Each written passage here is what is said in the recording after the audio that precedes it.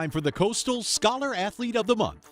Hello, Creighton Blackwell here at Coastal Credit Union 99.9 The Fan, and we're here to celebrate yet another Scholar Athlete. This month, we're at Middle Creek High School, where we celebrate our newest Scholar Athlete of the Month, Kristen Norton.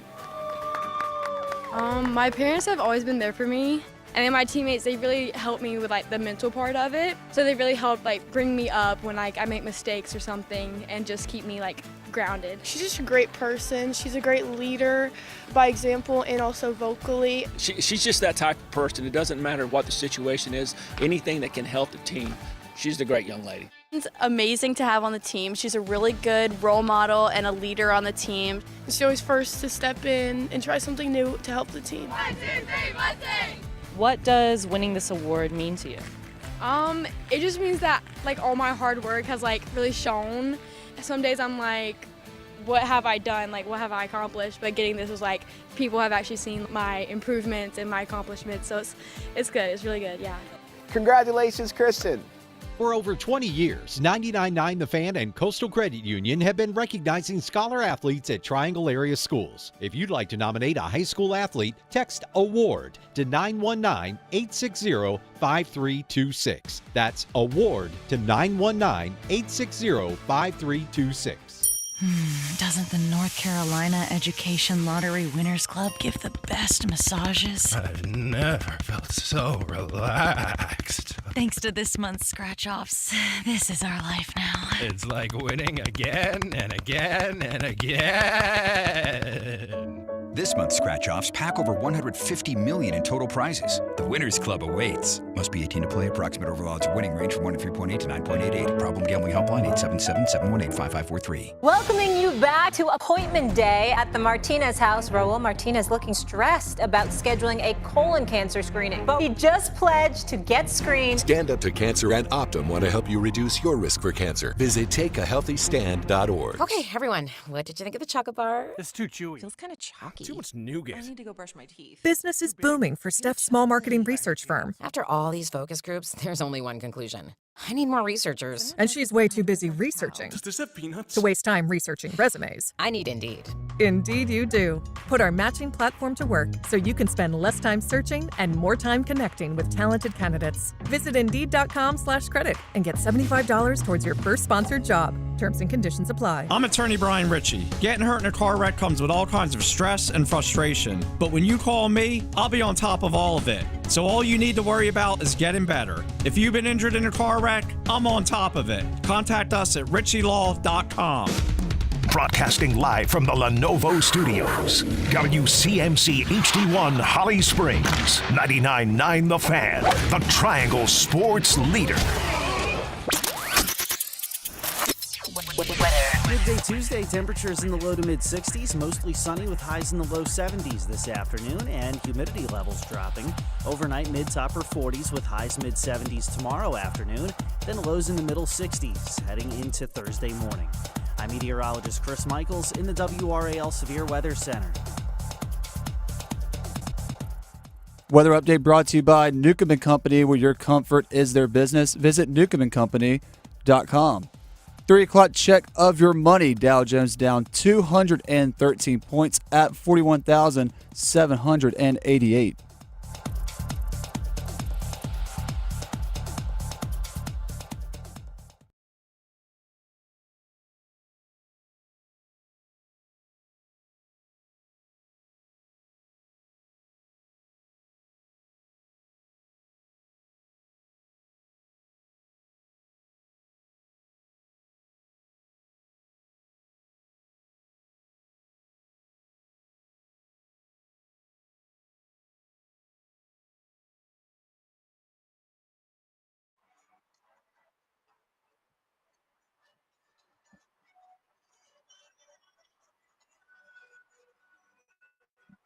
The Drive with Tim Donnelly, 99.9 The Fan.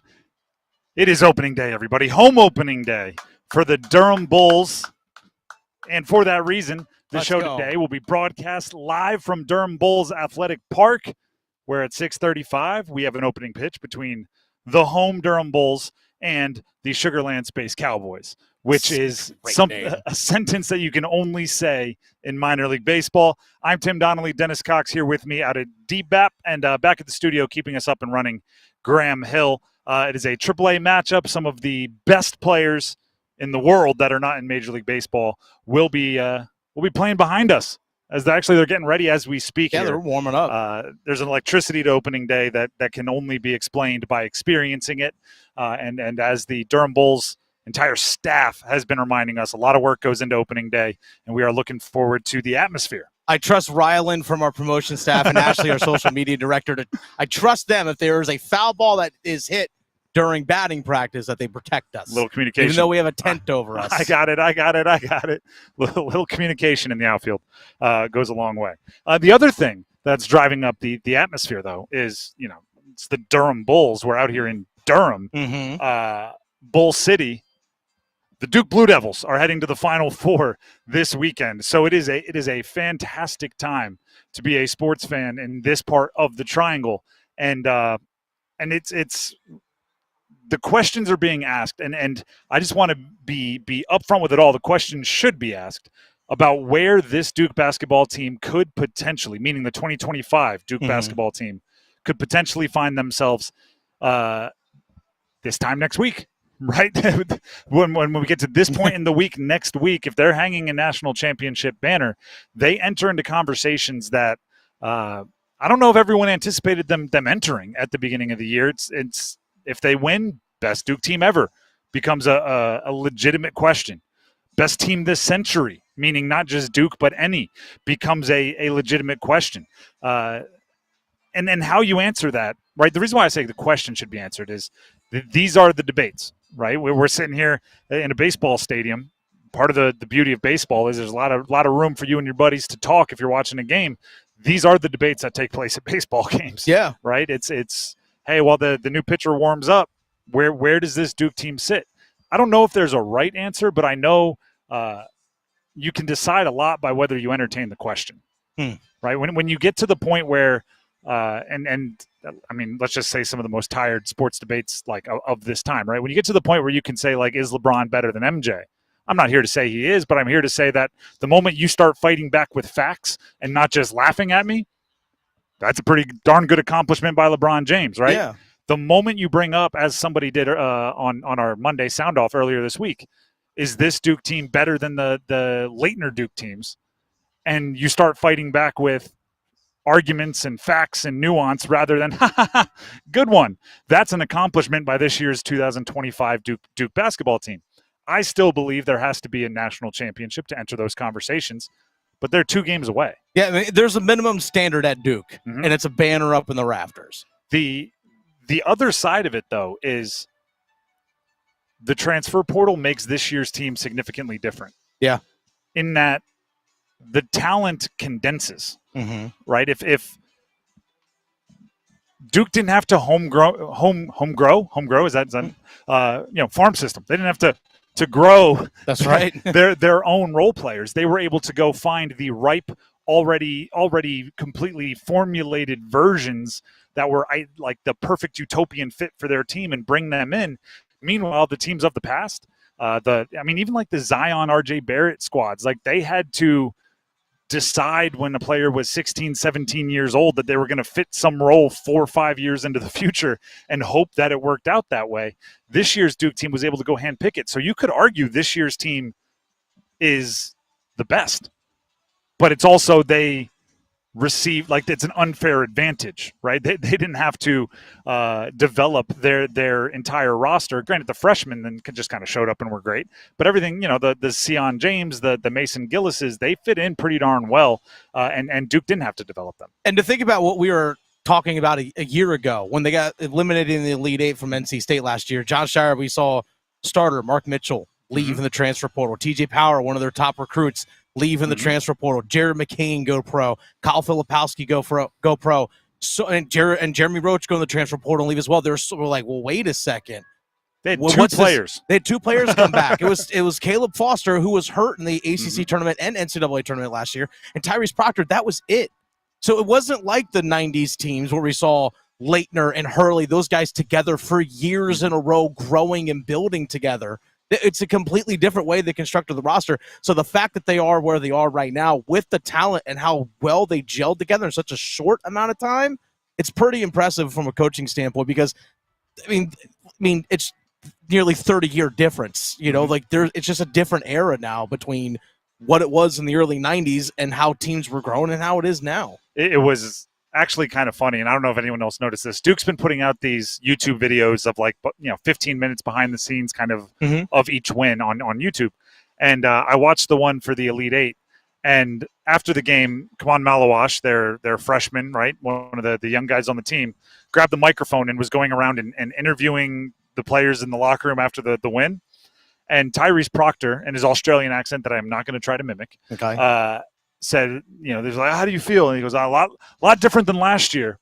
Yeah. And there was just kind of this pregnant pause, like a stall. And it was very much, Tyrese, no one else knows what you're talking about. You were the only one that played in it last year. That's true. Malawash was just kind of like, all right. And they went on to the next one. But it's crazy to think that you could have an Elite Eight team come back better than next year. And there's really only one person that learned from that experience. And you're seeing it now. A bunch of Elite Eight teams are losing guys in the portal already, which, if you lost in the Elite Eight, you're losing guys in the portal already. Which UNC is linked to some of those. We'll dive into that a little bit later on. Darn right. Right. Talk about talent condensing. If you're either a condenser or you're a loser when it comes to the transfer portal, we'll see which one UNC and all the teams in the Triangle end up being. The Drive with Tim Donnelly, 99.9 The Fan. Before we move on, and we do have the Vice President of Baseball Operations for the Durham Bulls, Mike Birling, getting ready to join the show here at Durham Bulls Athletic Park. Before we do that, though, Tim Donnelly here for Miller Lending. Rates they go up and down, right? When you look at mortgage rates, when you look at interest rates, they go up and down. And I'm not going to pretend that I'm some kind of expert that can tell you what they're going to do next week, 2 weeks from now, 3 weeks from now. And I would question anybody that says anything with any kind of guarantee. But what I will guarantee is that Miller Lending will be offering a no closing cost loan no matter what those rates rise or fall to. All right, so many other mortgage rates, you hear them, no closing cost loans when rates are really, really low. As soon as rates go up, all of a sudden they're not advertising that anymore. That's not Miller Lending. They are always offering the no closing cost loan. They've been doing it since 1987. At least Gordon has. Miller Lending's been doing it since they came to the Triangle, locally owned right here in Cary. So give them a call, 919-447-3377, and ask about their no closing cost loan. They can explain more.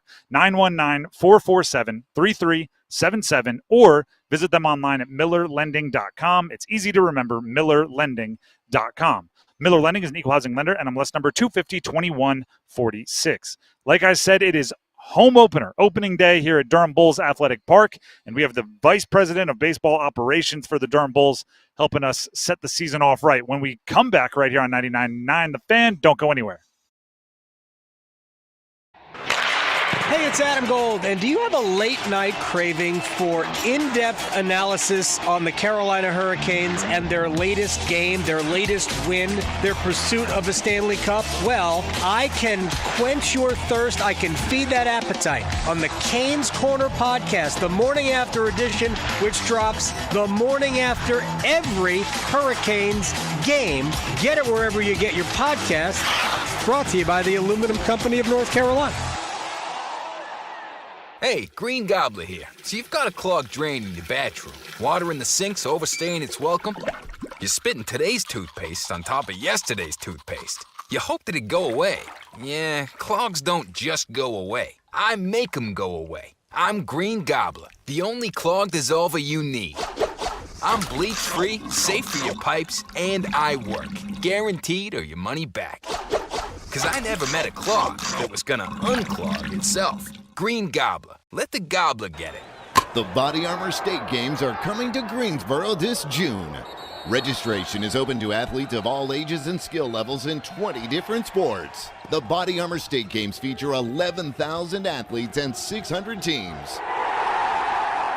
Don't miss out on North Carolina's largest sports festival of the year. Visit bodyarmorstategames.org today. The Body Armor State Games are proud to partner with Truist, Lowe's Foods, and Blue Cross and Blue Shield of North Carolina. O'Reilly. check engine, ABS, or maintenance light on? Take the guesswork out of your warning lights with O'Reilly Veriscan. The service is free and provides a report with solutions verified by ASE certified master technicians. And if you need help, we could recommend a shop for you. Ask for O'Reilly Veriscan today. O'Reilly Auto Parts. Prescriptions require an online consultation with a healthcare provider who will determine if appropriate. Restrictions apply. See website for details and important safety information. Price varies based on product and subscription plan. Hey guys, let's talk ED because millions of men experience it, but not everyone can access or afford treatments like Viagra. Hims can help. Through Hims.com, you can access a full range of treatment options for ED through a 100% online process. To start your free online visit and save up to 95%, go to hims.com/joy. HIMS.com/JOY. Hey girl, haven't seen you downtown lately. Nope, sticking to our go-to places. You mean like Sharky's? Well, we love our Sharky's. Best wings and gumbo on the planet. But we never miss the $5 sangrias on Wednesdays at the new Salt and Lime and Mexican pints on Thursdays for $3. You know my boy loves the House of Hops. No better selection of craft beer in the state. Loves their specials, their food trucks, and you know I love my wine. They have a wonderful selection. And have I told you about our new takeout spot, Che Empanadas? It's right next to Sharky's. They have 20 different types of authentic Argentinian empanadas, and they are incredible, especially the breakfast ones. You gotta try it. Sounds perfect. And how awesome is it that they're so close to each other? Yes! Give them a try. Che Empanadas, House of Hops, Salt and Lime, and Sharky's. Just a hop, skip, and a jump from each other off Durham Road, Glenwood, and Grove Barton. Drafted originally by the Mets. Swing by Carlson. Fly ball deep right into the wind to see if it knocks it out. Peters the wall, jumps up, and it's gone. Dylan Carlson takes on Gervais on his second pitch of the year. And it's 8-1, Durham in the sixth inning.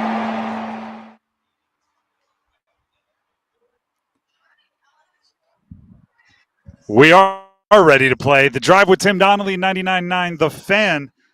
We are live for the entirety of today's show from the home of the Durham Bulls Athletic Park. It is their home opener tonight as they take on the Sugarland Space Cowboys. As I was just talking about with Mike Birling, the VP of Baseball Operations for the Bulls, interleague play, which is pretty unusual. So we don't get to see the Space Cowboys often, but they are the opponent for the home opener today. And Mike, actually, this is part of like the deal with you is, you know the history, man. You're, right? We don't get interleague play that often, and you know, outside of the national championship, and you have the facts. I saw on your social media, 30th year of Durham Bulls Athletic Park. If I did my math correct, you've been with the Bulls for about 27 of those 30 years. Yep. Give us some of the good memories. Like, what are the highlights when it comes to like this place being the background for some of your baseball memories? Oh my gosh, there's so many great memories here, and not only. Just think of the championships. That's where immediately my head goes to have whole bunch of them. To have 8 rings is pretty special, and you look at the different players that have come through here, the different managers, still close with Charlie Montoyo and Bill Evers and some of the legendary managers we've had.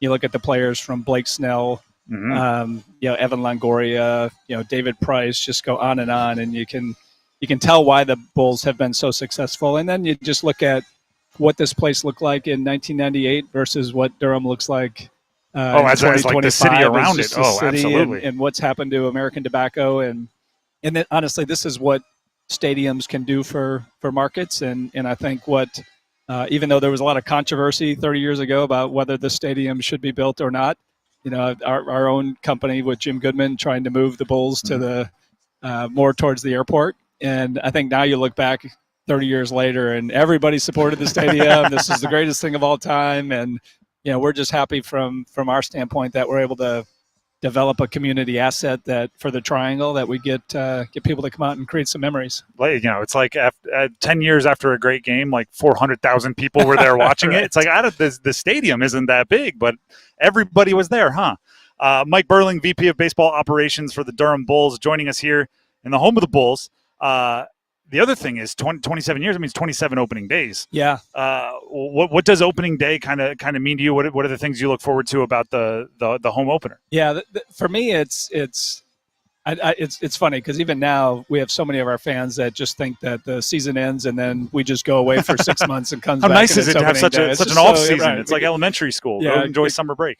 Exactly. So for me, it's all the work that our staff put in to be able to see it on opening day, all come to fruition. Just we all have a chance to win championships. There's just something about baseball and starting out and opening day, and it's the spring is coming, summer's coming. It's just kind of the everything about opening day, from flyovers to the simple as the bunting, just gets me excited here this many years later. It's championships are fantastic, but I think the second part of your answer of your memories is the thing that I love most about minor league baseball, which is seeing the stars like right before they explode. Yep. Right? I mean, you talk about Blake Snell, you talk about Longoria. These are guys that are $100+ million players, and seeing them as a minor leaguer is something that one of my favorite things to ask people. It's like, who have you seen before they were them? And last year we sat here, similar opening day interview, and we were talking about Junior Caminero. And at the time, I believe he was the third prospect in all of baseball. Carson Williams, kind of that guy this year, top 10 prospect in all of baseball, shortstop.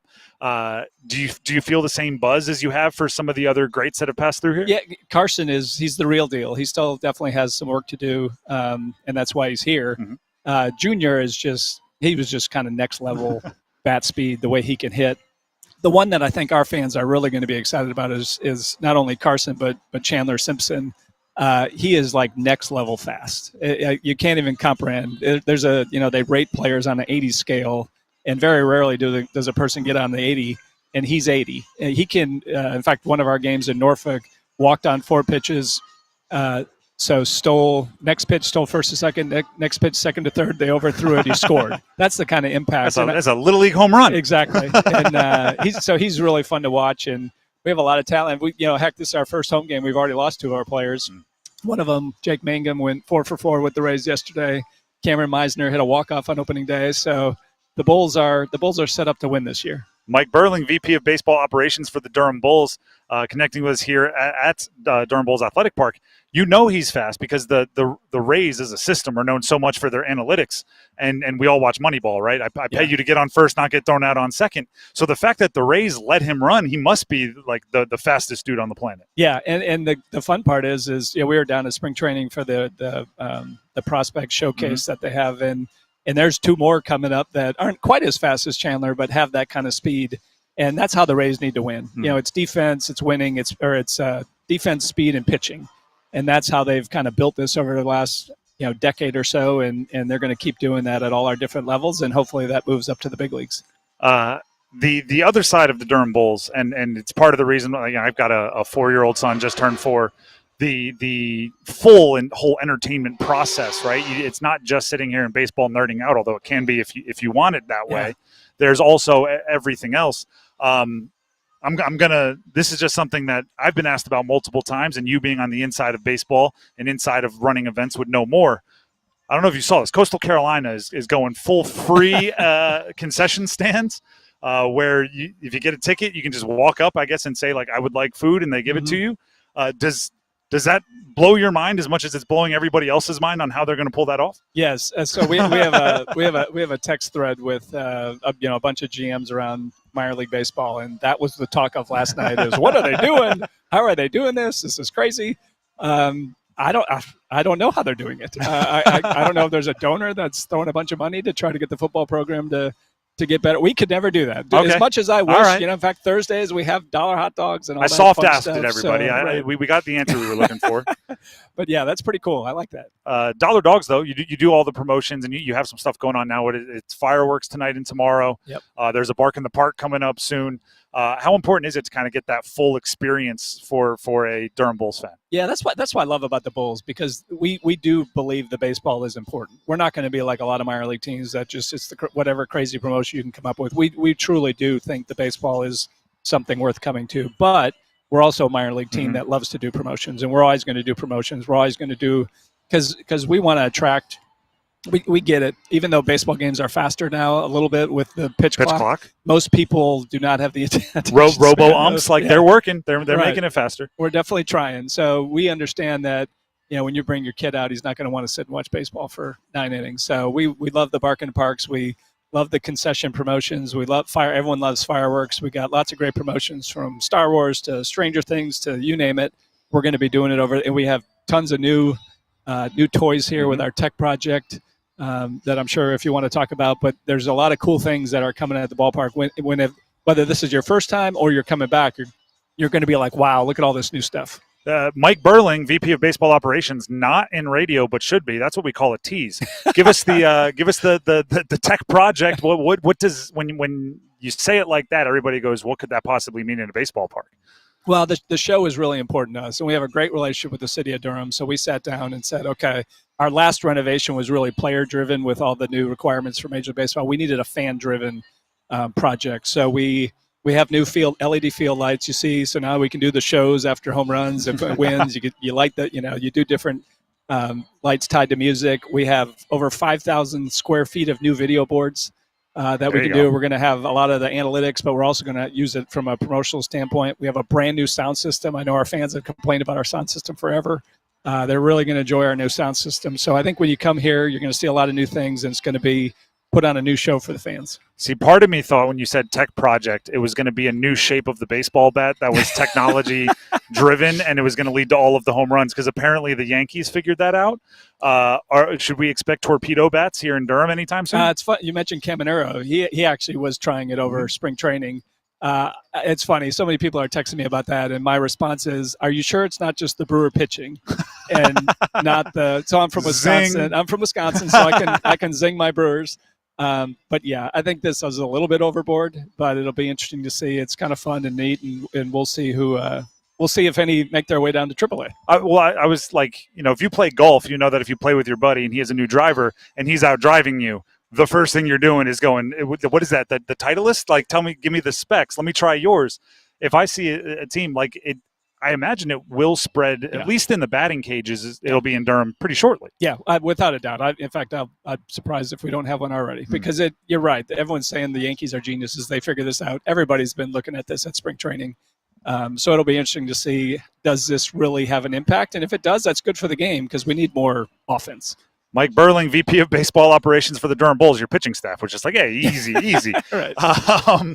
Before we let you go, sports in Durham, Bull City, are you all in on Duke in the Final Four? It's obviously your focus is here, but as a fan, do you get into that? Yeah, absolutely, we get into that, and I don't see anybody being able to beat Duke. There you go. Yeah. They're tough. They're tough. Cooper's good. He's very good. Can he swing a bat? Let's get. Well, be a big strike zone. We'll get him out here, and we'll see if he can swing the bat. Be a very large strike zone. Mike, we appreciate you as always. Thanks for having us out here. Absolutely. And good luck this season. Long season ahead. Thank you. That's Mike Birling, VP of Baseball Operations for the Durham Bulls here at DBAP with us. Before we take a break, Dennis Cox has some info he wants to pass along to you. Hey, folks, it's that time. April 6th, that's the day. Dennis Cox here with my friends over at Law Tigers. Folks, April 6th is the deadline for your chance to enter to win a custom Caniacs motorcycle. A custom Caniacs motorcycle. I'm sure Mike Birling would actually love to ride a custom Caniacs motorcycle, because they do stuff here with the Durham Bulls, but guess what? Tobacco Road, Harley-Davidson, Shiny Side Paint, Law Tigers, and the Carolina Hurricanes, they've teamed up once again to give a lucky fan a custom Caniacs motorcycle. Simple to enter. Go to caniacsbike.com. Pictures of the bike are right there on the site. Custom-built motorcycle. Deadline is April 6th, folks. April 6th is the deadline. Go to caniacsbike.com. Bike will be given away on the ice. Last home game of the year, caniacsbike.com. Law Tigers is a network of independent law firms who are members of the American Association of Motorcycle Injury Lawyers. Law Tigers is not a law firm. The Drive with Tim Donnelly, 99.9 The Fan, will be back after this, and I'll tell you how the Canes tonight, even though they're not playing, can clinch a playoff berth. Stick around. We're in the middle of the madness. Alfred can nipple three. Give it to him.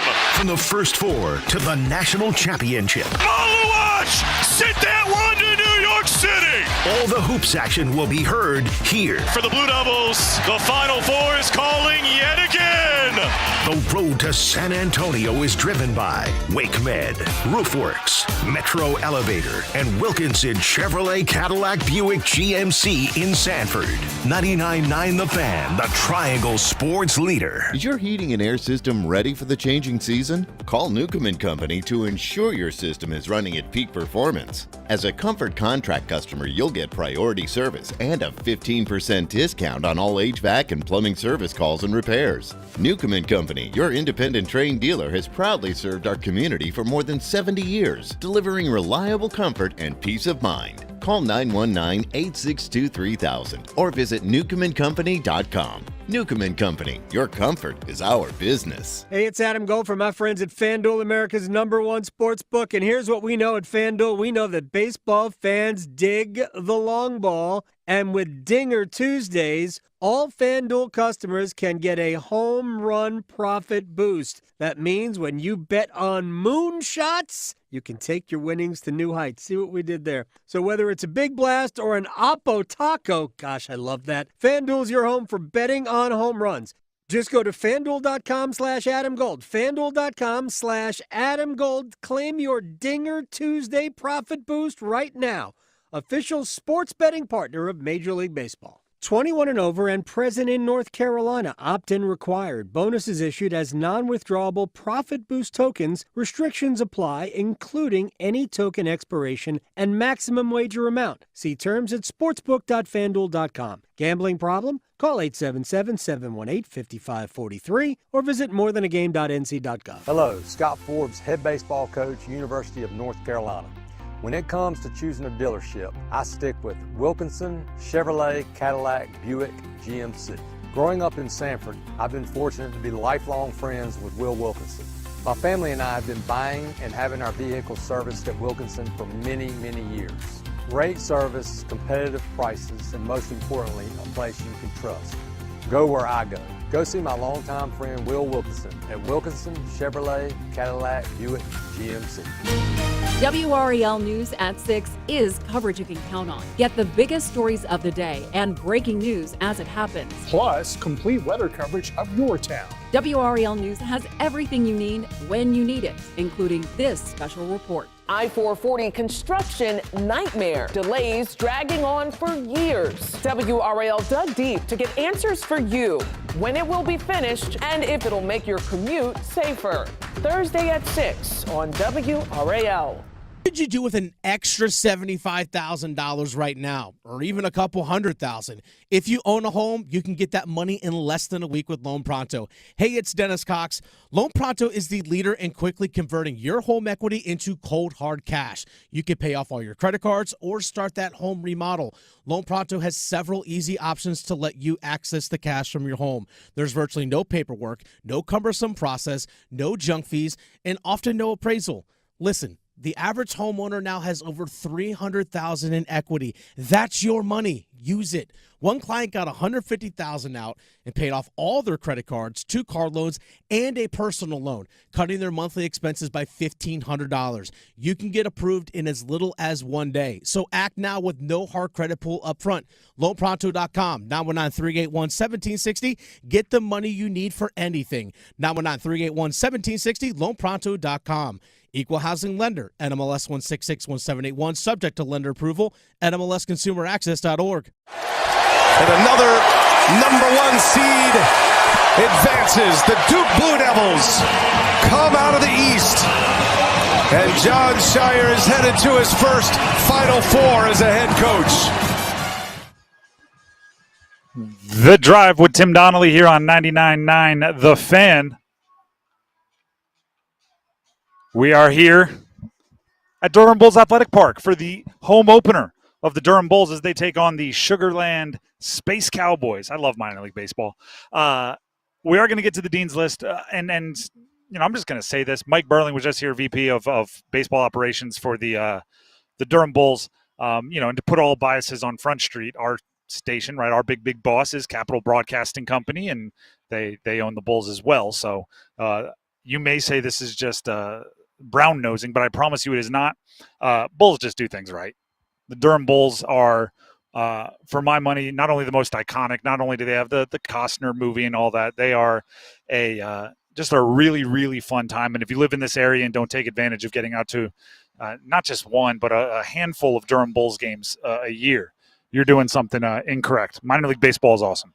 And I enjoy every time we come out here and get to do a show here.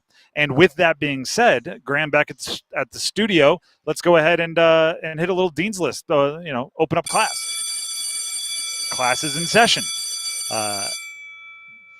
The way the Dean's List works is we use this time to highlight, give praise to those in the college sports world, since we're in the college sports mecca in the triangle, those that deserve a little bit extra praise. And usually, we look for those that are under the radar, right? Maybe those that deserve praise that aren't getting it elsewhere. But during this little college basketball postseason run, we set up a system where we said if a player for an ACC team, this was starting at the beginning of the ACC tournament, scores 25 points and their team wins in any tournament game, ACC or NCAA tournament, they would automatically jump on the Dean's List. Now, that didn't happen. Duke's the last team remaining standing. They're the only team in the ACC still playing. That didn't happen in their win against Alabama in the Elite Eight. But I'm throwing auto bid John Shire in because that was the coaching equivalent of a 25-point scoring game and a tourney win. 20-point win versus Alabama in the Elite Eight, but it's the way they did it, the way they made Alabama's historically impressive offense buckle, the way they made Mark Sears a historically impressive shot maker, inefficient, the way that Isaiah Evans gets put into the game. Isaiah Evans, for those of you that have been watching Duke, I've been calling him a flamethrower off the bench. He needs about 7 seconds after he checks into the game to get a three-pointer in the air, usually.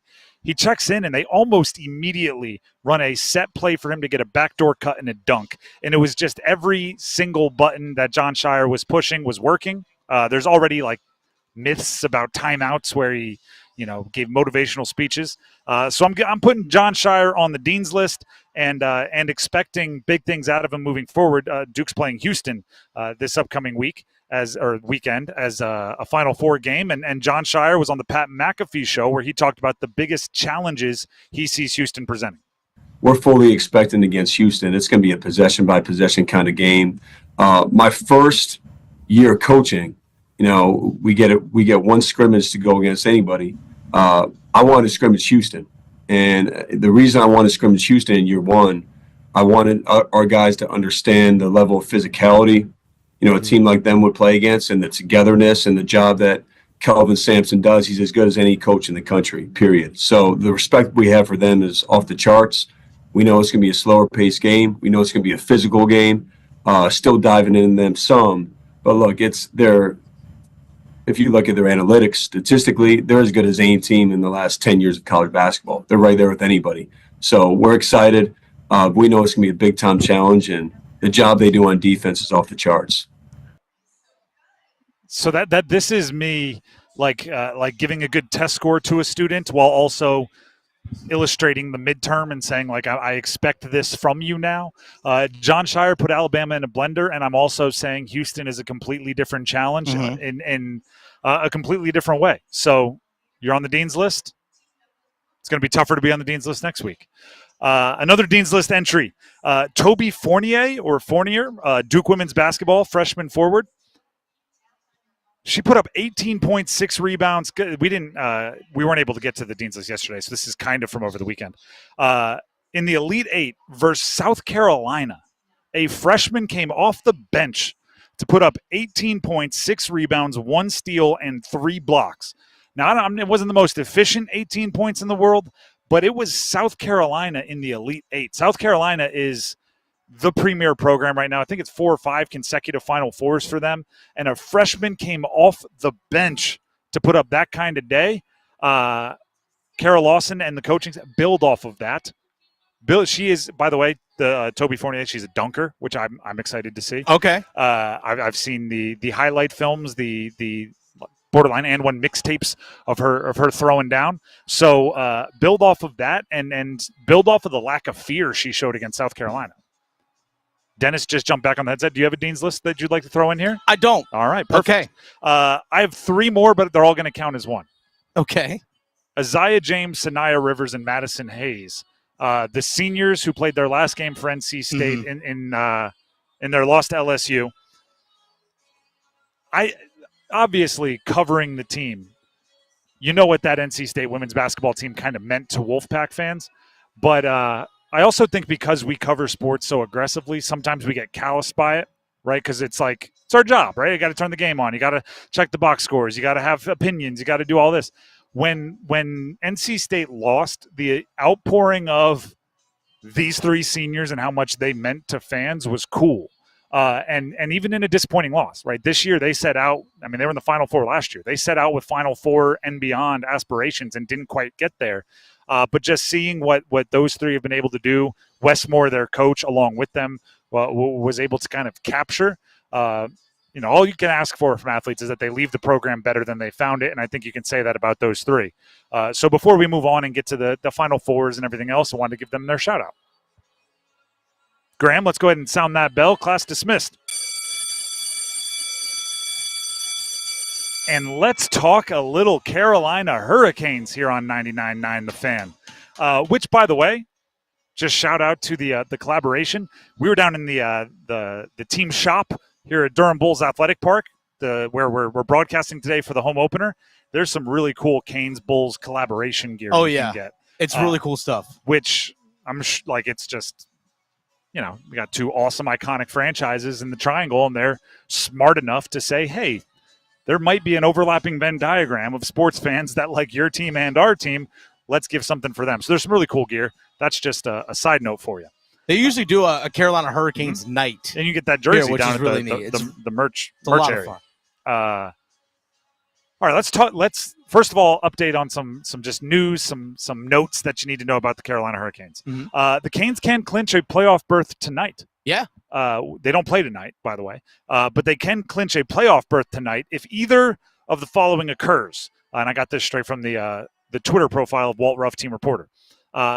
If the Canadiens lose to the Panthers in any fashion, right? So overtime, shootout, whatever, or regulation, or the Blue Jackets lose to the Panthers in any fashion. If either of those happen, you know that the Canes will make it into the postseason. Okay, so if Montreal loses or Columbus loses in any way, shape, or form, Canes are red. Yes, locked. There it is. That's what you're rooting for today. Obviously, that's going to happen. Then you want to go continue winning, and you want to upgrade your standing, and you want to go in good form. But it is nice to know in your back pocket that even if the wheels fall off for a couple of weeks, you're in the dance. So that's what you're looking for tonight. Looking today, they had a practice skate earlier today. William Carrier, who we have not seen in a long time, was skating with the team in a yellow no contact sweater, which is very, very good news for the Canes, who, I don't know how many times we can say it. Physicality, having a little bit of more weight out there to throw around on the ice in the postseason becomes more and more and more important. Carrier is a guy who's, a little over 6 foot, but 220 some odd pounds. Big dude. That's some weight to throw around. So you want him back. You want him healthy. The fact that he's on the ice with the team, even in a no contact sweater, is still a sight for sore eyes. He's been skating, I should say, but the first time actually practicing with the team. And then in a while. So I'm hitting you with a little good news, bad news there, I guess. Jordan Stahl did not skate today at practice. And he's missed a few games or a couple games here, not consecutively over the last handful. But he did miss his last game out with I believe they're calling it a lower body injury. Yes. Which is all you're going to get. But he's not skating. And I know that Jordan Stahl, he's been around a long time, and some people have, small gripes with him. Leadership, physicality, grinding, two-way hockey, all the things that Rod Brindamore is looking for, Jordan Stahl brings in some form or fashion. So his absence will be felt if it is for any significant portion of time. Interestingly enough, the 2 games that he has missed, the big 7-2 loss against the LA Kings, and also this past game, the 6-4 win against the Islanders. In which those are the 2 games that he has missed. There were some sloppy plays, even though they came out on the win in the 6-4. Yeah. And by the way, I'm not saying like, oh, if he was out there, that 7-2 game would have been a 3-2 win. Right. But it is, I mean, leadership, it's sports, right? When you take a leader out, you don't know what, it's tugging on a string, right? You don't know how far that thing's going to unravel. So Jordan Stahl not skating is news, and we'll keep you updated if we hear anything. But, we don't have doom and gloom news. We don't have super optimistic news. We just know he didn't skate today. They do have a morning skate tomorrow, so I'm interested to see if he does skate tomorrow morning. I feel like it's one of those situations that because he missed the one game, came back for a couple, and just missed another one, that it's something that's kind of nagging, and it's almost like, hey, you know what? There's something bigger coming up here in a couple of weeks. If we can save you like a couple of days now to let you really rest up so things don't aggravate and get worse, then you should be good to go during the stretch run. I wonder if that's maybe the case when it comes to Jordan Stahl. But when he's not on the ice, this is how valuable he is. When he's not on the ice, everyone else's role changes because you know that he's going to go against the other team's top line. Like the other team's top center, he's going to be on the ice in those situations. When there's a penalty kill, he's the first guy that's on the ice to take that face off. It's he and Jordan Martinook. So when he's not on there, everyone else's role changes. And that's the trickle-down effect of not having Jordan Stahl. Is he one of your top goal scorers? No, we all know that. But everything else around on the team changes when Jordan Stahl's not on the ice with that team. That shows the value that he has. Yep, and he's a more unique piece, right? The things that Dennis just described as his role, it's not like, oh, we'll replace him. We won't be as good, but it's another guy that does that usually. It's like let's take somebody who doesn't normally do this usually and ask him to do it. So it's the uniqueness is a little interesting. From a bigger picture Kane standpoint, yesterday I asked Dennis, and I put him on the spot as it's fun for me. I said, you got 9 games left, and the first one is tomorrow against Washington. Of these 9 games, what's your priority number one going into the postseason? And Dennis's answer was figuring out your lines, figuring out who's going to be skating with who as you get to the postseason, and have that answer as concrete as you can by the postseason. You can still tweak it once you get there. So I thought, let's take it one line at a time. The way I've been looking at the Canes, and I think many have, is rather than like obvious lines, they have obvious like forward pairings. They have center, winger, with it being top line Aho Jarvis. I think they're playing well enough together. Their chemistry is to a point where you don't want to mess with that. There's Kokoniemi Hall. Even if Kokoniemi hasn't been playing as electric or shooting enough, really, if you look at it, the way he and Hall are seeing the ice is very similar, so you don't want to mess with that. If Stahl is healthy, we just gave you the update on that one. Stahl, Martinook, it's Stahl and Martinook. And then Robinson and Jankowski are on the quote-unquote fourth line playing extremely well together. You don't want to mess that up. The question becomes who's the third on all of those lines. So I thought let's take it line by line, starting with the top line. Aho, Jarvis, and who do you want to see there when the postseason starts? I'm going to list some candidates. Dennis, you tell me if I missed anybody. Okay. To me, it's a 3-horse race. All right. Jackson Blake, who's been spending a lot of time there. Andrei Svechnikov, who gives them some size and also, Svech's history. And then a dark horse, I would put Roslovic there. Dark horse. Interesting. Those are the candidates. Am I missing anybody?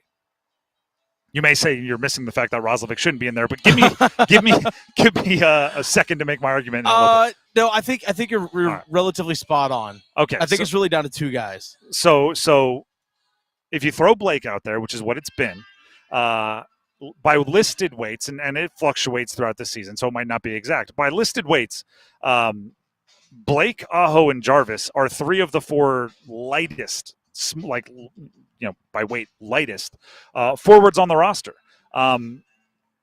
Postseason hockey, we talk so much about how size and physicality is necessary. Rolling with your 3 or your 4 lightest forwards on a line, no matter how high hockey IQ or how skilled they are, you might be lacking something. Svech, he brings size. The other thing he brings is everything that Svech brings, which is occasional bad penalty, occasional turnover, occasional Svechness. If I hope everybody understands what I mean by that. Roslovic, the only reason I threw him in there is because we've been having this debate on who's the healthy scratch when everyone's healthy.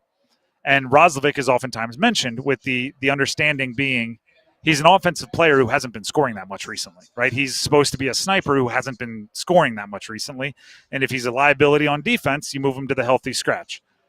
He did skate with Aho a decent amount early in the year. Yep. And he scored a whole bunch when he was skating with Aho. Mhm. That first 12 games where he had whatever 8 or 9 goals was alongside Sebastian Aho. So if you 12 goals in the first 20 games. So if you're not sitting Roslovic, you have to get goal scoring out of him because that's the only argument to not sit him.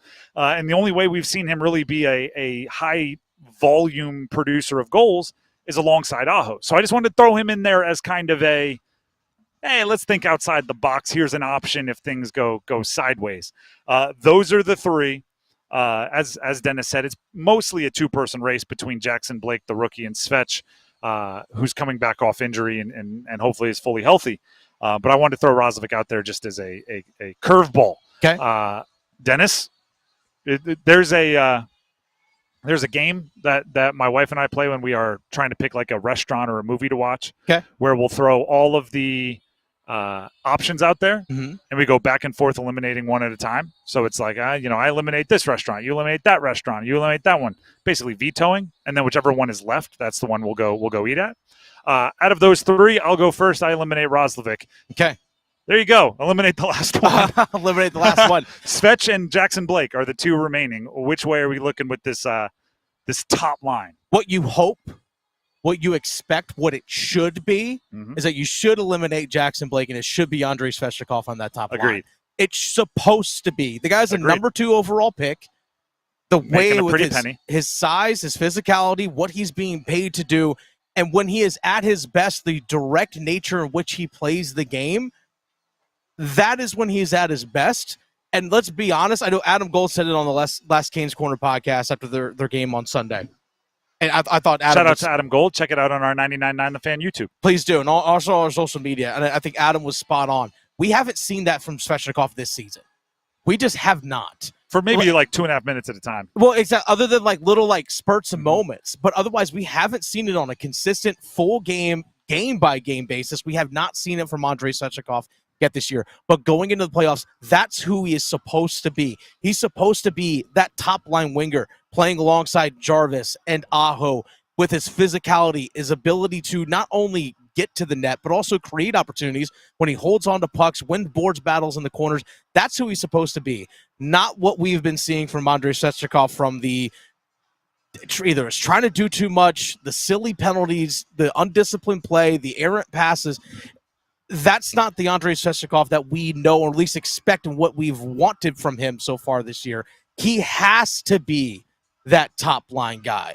And if he doesn't earn it and can't hold that, it's a massive problem. The irony of everything you just said, and I mean, if you're watching on YouTube, you may have seen the smirk crawl across my face, is the two options are a rookie and a veteran that has played a boatload of hockey in the NHL.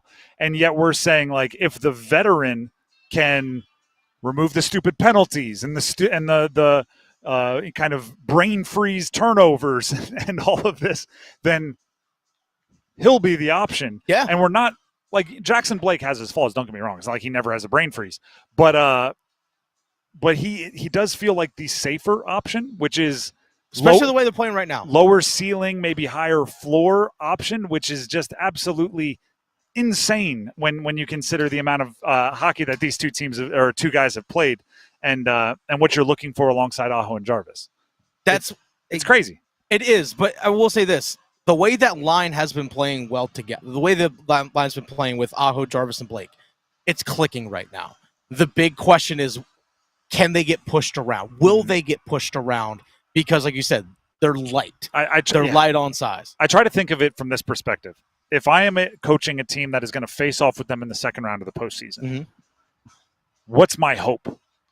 Right? Is my hope, I hope they throw Jackson Blake out there, because then we can throw some 215-pound bullies out there and just negate their best line with brawling. Not literally, but with that, just a punching bag style.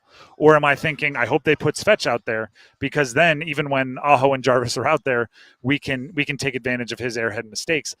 I'm not sure. I don't think there's a perfect answer here.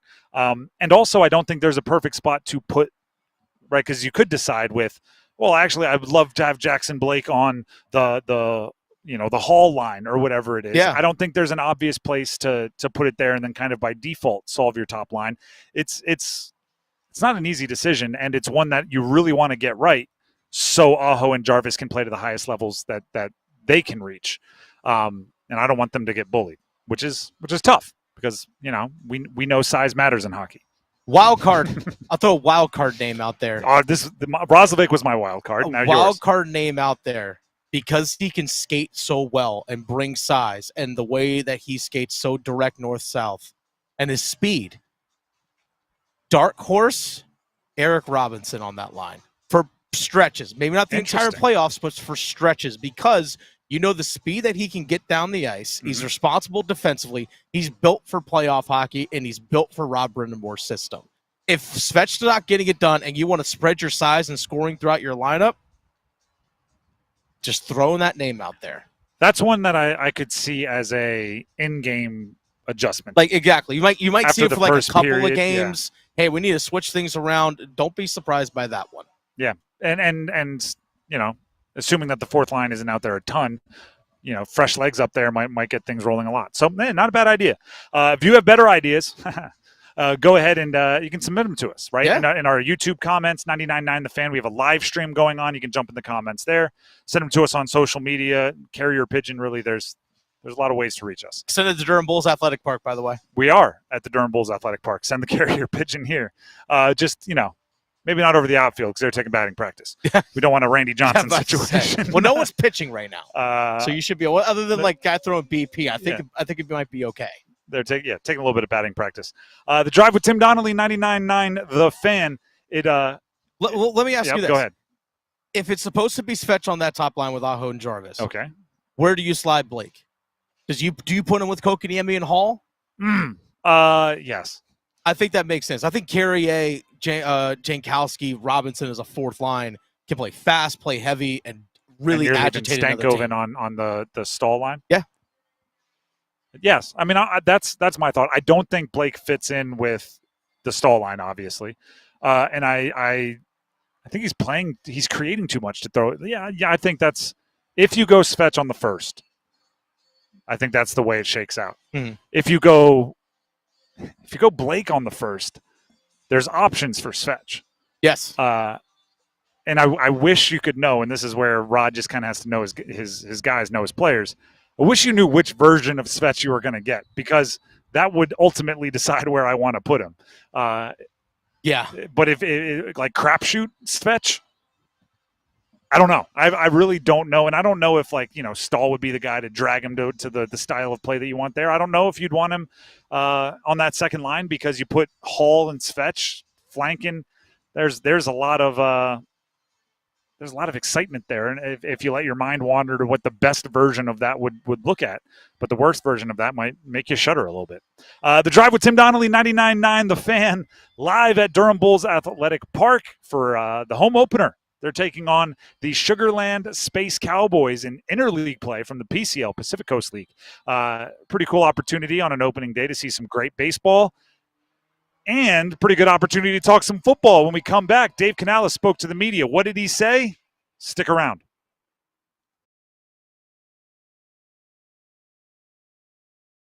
Move your sports day forward. As they say in the classic movie Star Wars, John Shire, you're our only hope. At least that's what the ACC is saying. Duke, though, the way they play defense leading into the Final Four, look out, San Antonio. And if there's one town that appreciates basketball and defense more than San Antonio, I'd like to know. Oh, wait, maybe it's Durham, North Carolina. Get set up. Join Next Up with Paul Ihander. Mornings at 9 on 99.9 The Fan, the Triangle Sports Leader. Hey, what do you say? John Forsland here for my friends at Buffalo Brothers. It's hockey season, baby. I live and work on both coasts, and here's the deal. There's nothing like Buffalo Brothers. The best wings on the planet and a great place to watch all the big games. Visit all 5 Triangle locations for great specials, including half-price pizzas Monday through Friday, 4:30 to 6, and $6 Jamesons on Sunday. Dine in, carry out. BuffBrothers.com. Aw, man, now I want wings. Your home shelters your dreams and protects your memories. At Baker Home Exteriors, we understand this deeply. It's why we've dedicated ourselves to caring for homes like yours. As part of the Baker Roofing family, we bring a century of expertise to every project, from roofing and siding to windows and decks. We don't just upgrade homes, we help protect the life you've built within them. Because your home is where our heart is. Visit BakerHomeExteriors.com and start your home's next chapter. Doesn't the North Carolina Education Lottery Winners Club give the best massages? I've never felt so relaxed. Thanks to this month's scratch-offs, this is our life now. It's like winning again and again and again. This month's scratch-offs pack over $150 million in total prizes. The Winners Club awaits. Must be 18 to play. Approximate overall odds winning range from 1-3.8 to 9.88. Problem gambling helpline 877-718-5543. Are you suffering from chronic joint pain or just struggling with daily activities because of discomfort in your knees, back, or other parts of your body? Well, I've got great news. It's called DaVita Med Spa and Wellness, a solution that can help you get back to feeling like yourself again without the risks of invasive surgery or long-term prescription drug use. DaVita Med Spa and Wellness is a regenerative medicine clinic. Their innovative treatment options address the root cause of your pain to promote healing and prevent re-injury for long-lasting pain relief. If you have arthritis, joint pain, sports injuries, or other conditions, their highly trained medical providers will develop a cutting-edge treatment plan tailored just for you with little to no downtime. DaVita Med Spa and Wellness can get you back to doing the things you love. Call DaVita Med Spa and Wellness today, spelled DVIDA. Call 984-333-1313, 984-333-1313, 984-333-1313. I'm attorney Brian Ritchie. Workers' comp can be tricky, but my law firm will be on top of all the complicated paperwork and sneaky deadlines so that all of your I's are dotted and T's are crossed. If you've been hurt on the job, I'm on top of it. Contact us at ritchielaw.com. Broadcasting live from the Lenovo Studios. WCMC HD1 Holly Springs. 99.9 The Fan. The Triangle Sports Leader. Midday Tuesday, temperatures in the low to mid 60s, mostly sunny with highs in the low 70s this afternoon, and humidity levels dropping. Overnight mid to upper 40s with highs mid 70s tomorrow afternoon, then lows in the middle 60s heading into Thursday morning. I'm meteorologist Chris Michaels in the WRAL Severe Weather Center. Weather update brought to you by Newcomb & Company, where your comfort is their business. Visit newcombandcompany.com. 4 o'clock check of your money. Dow Jones down 30 points at 41,971.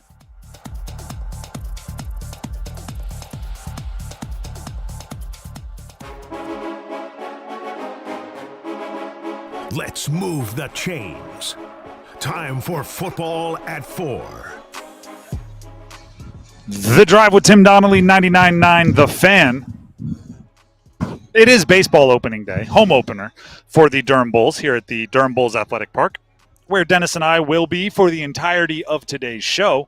But it is also the middle of the offseason for the NFL, and there are owners' meetings going on, coaches getting together. They're all hanging out. They're talking. They're taking pictures.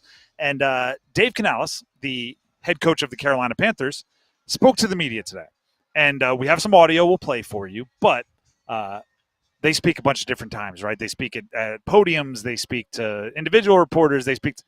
There was one quote that I saw from Joe Person, who covers the team, from Dave Canales that I want to break down a little bit.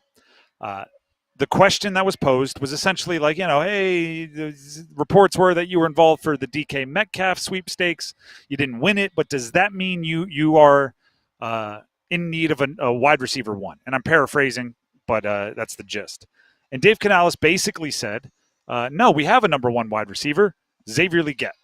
Xavier Legette was their first-round pick last year, number 32 overall. And that's taken a mind of its own, right? Fan base saying, "See, I told you the Xavier Legette can be this, that, and the other." And I'm not saying he can't, but what I am saying is, what did you want Dave Canales to say there?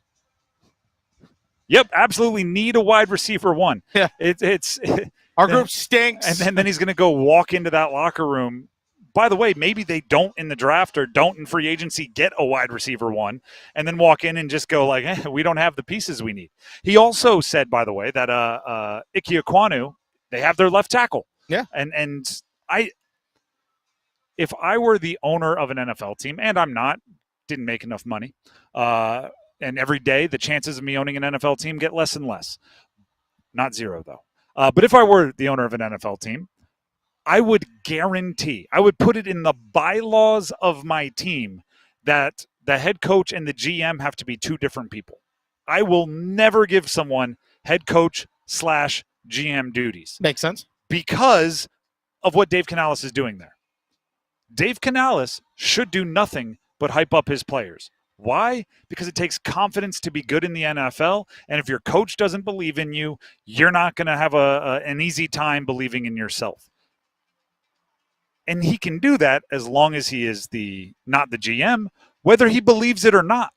And I'm not saying he doesn't believe it. I'm not saying he doesn't think Xavier Legette can be the wide receiver one.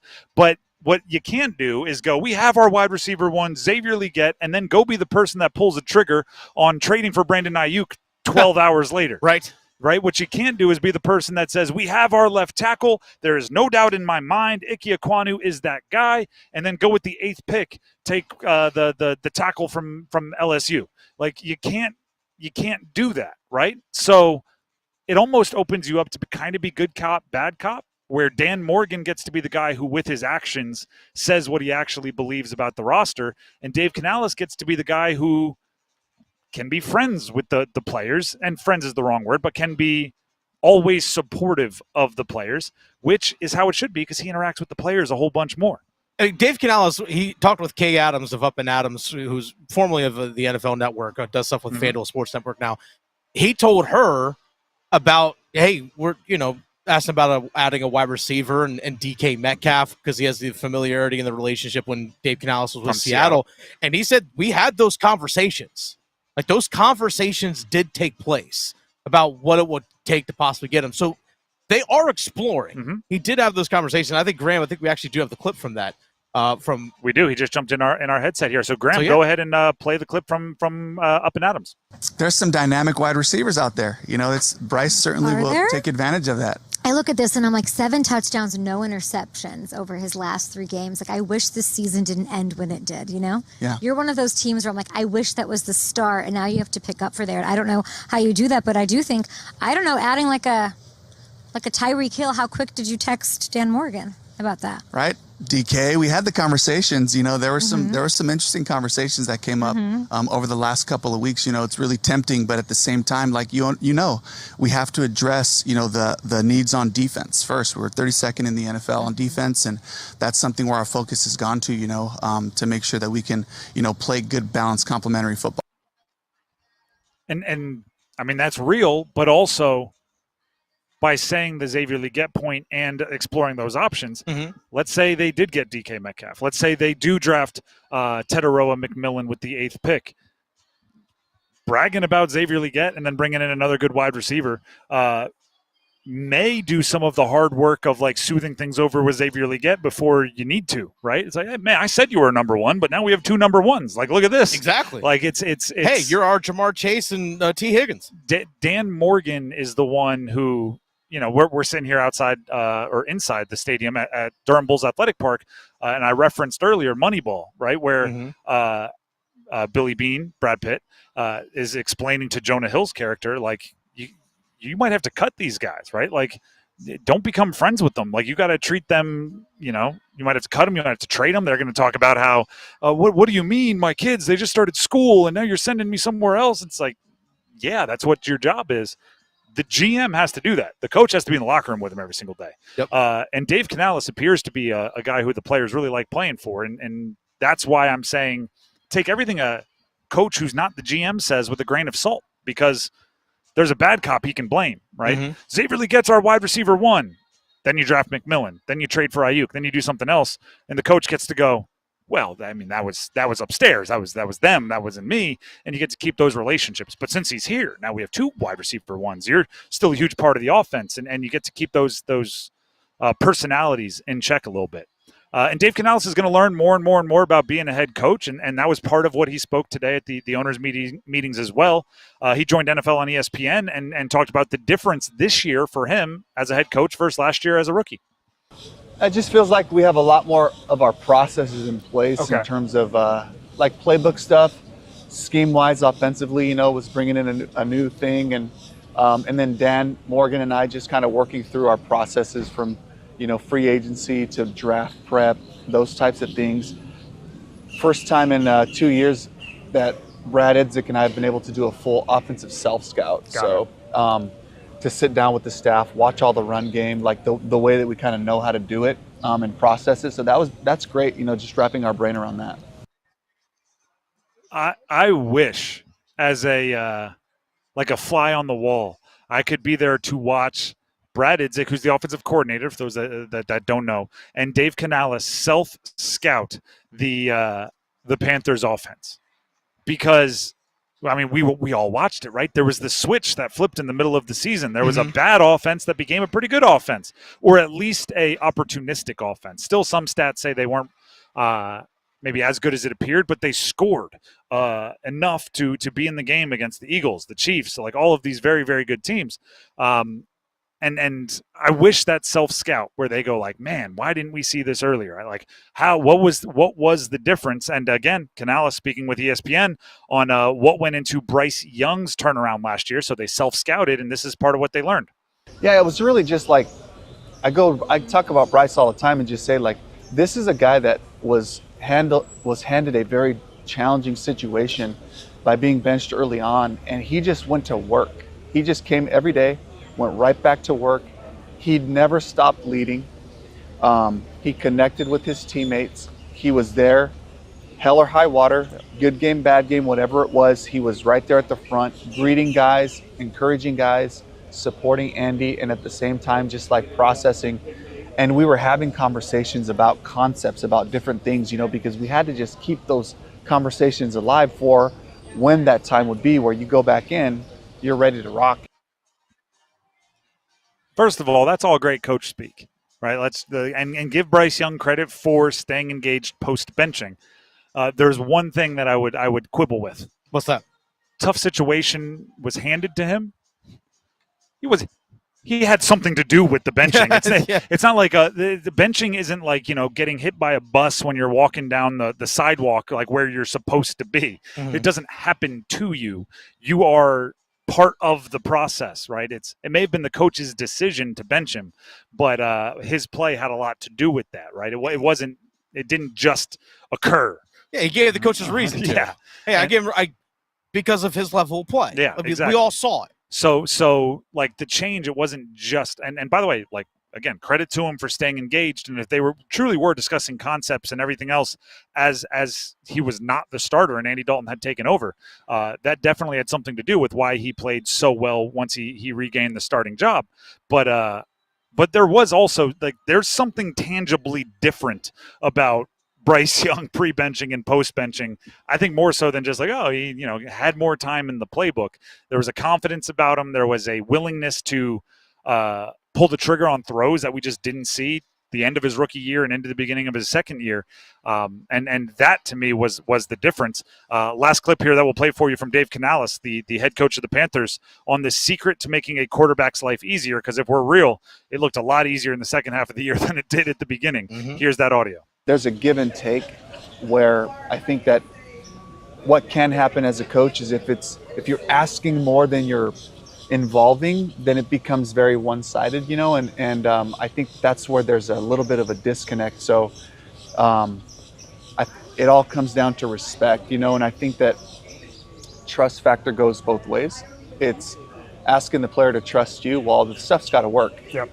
And when it does work, then you earn their trust, and then vice versa. You can kind of work off of building that relationship. It's really critical, and these guys are so smart, and they've been so good for so long. Also, part of it is just reminding them how good they are, reminding them that you've been a baller. Yeah. You've been amazing your whole life. It'll be no different. Let's just get these basic things in order so you can go out there and be who you've always been. And I think that's been what's refreshing for the guys that I've coached, is they're able to say, okay, he really just wants me to get back to me, and that's really what I want ultimately. So,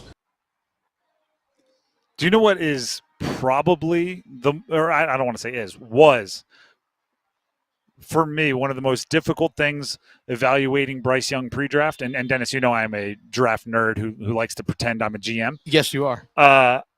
How he would respond to adversity. Mm-hmm. I've told this story before.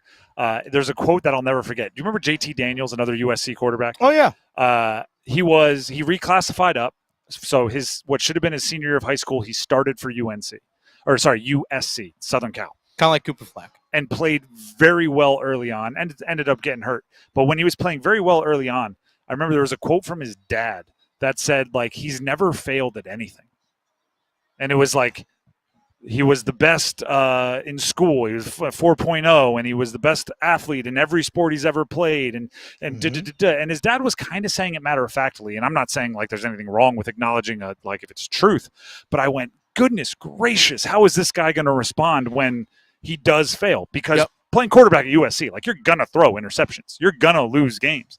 You're going to get hurt, which is what ended up happening. And he ended up being like a 7 or 8 year college player, a whole bunch of medical red shirts, and didn't make it to the NFL. But Bryce Young was kind of that dude. He got his first college scholarship offer in like 7th grade from Cliff Kingsbury at Texas Tech. Yeah. He was the #1 recruit in the class beginning at 15 years old. He won state championships. He broke records at a high school that had a long list of former NFL quarterbacks that went there. He goes to Alabama where he wins a national championship as a backup, takes over first season, Heisman Trophy winner. Next season, #1 overall pick. And I'm going like, how is this dude going to react to a little bit of adversity? You read some of the stories. It's like he was the best point guard and all these other things. He dealt with some real adversity his rookie year in the beginning of his sophomore year, second year in the league. Came out on the other side playing well.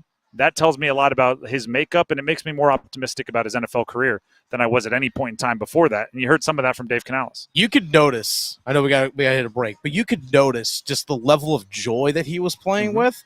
And I think that's maybe something sitting back that he maybe he rediscovered. But it's a real thing. It's the Disney movie thing. Like, go play pickup and remember why you loved this game as a kid. It's D2 Mighty Ducks. Go play street hockey, and then go to Iceland.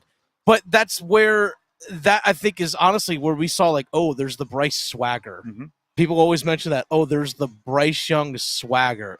There it is. And that was something that we noticed when he came back in and started playing a little bit more. Like, oh, there's the Bryce Young we saw at Alabama. And maybe even more free than you saw at Alabama. Maybe like Sabanified, yeah, if that's a term. Like he the one everyone's going to point to is he released the pass, knew it was going to be caught, knew it was going to be a touchdown before it was caught, turned around, put his hands up like he's Steph Curry. Against Atlanta at the end of the year against Tommy Tremble. And everybody goes, haven't seen that one.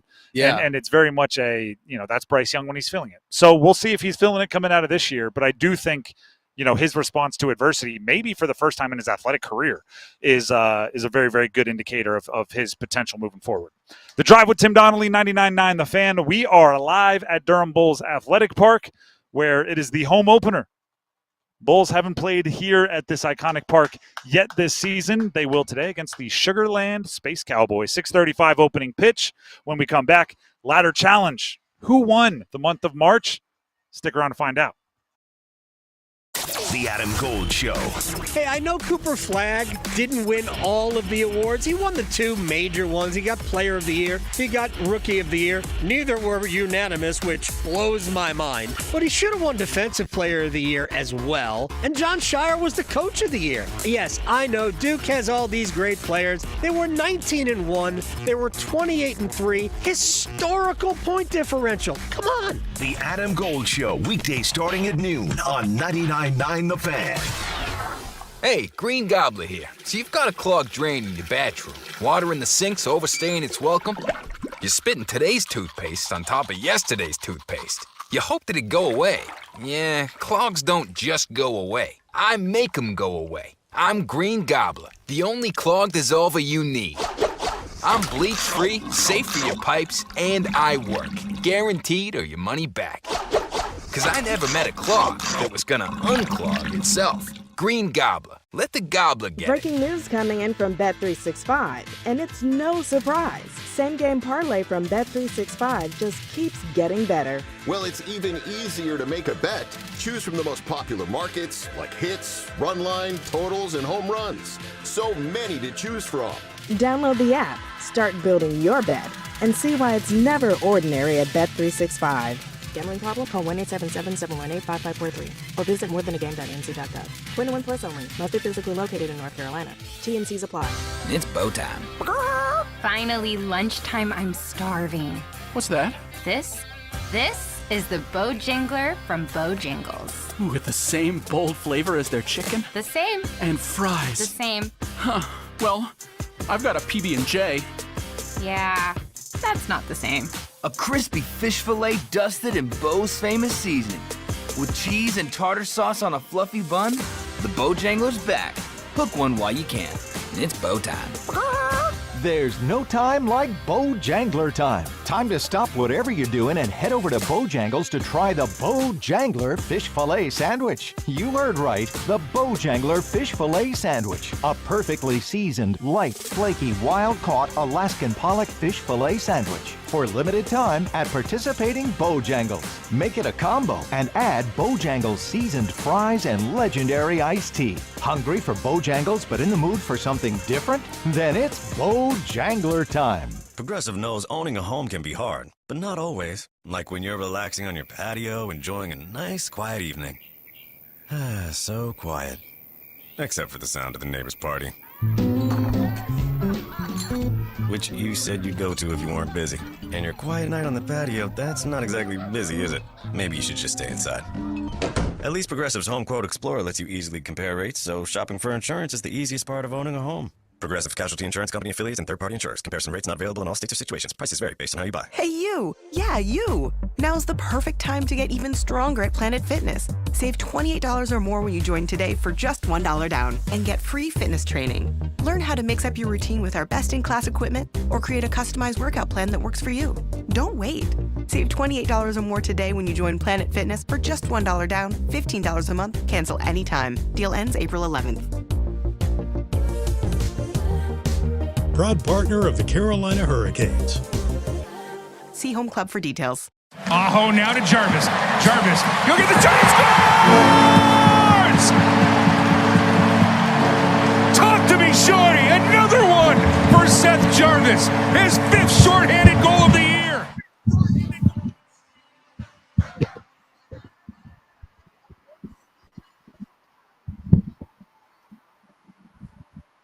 This is The Drive with Tim Donnelly here on 99.9 The Fan. I've said it a few times, but I'm just going to keep saying it because I am very much enjoying it. We are here at Durham Bulls Athletic Park, the location for the home opener for the Durham Bulls tonight.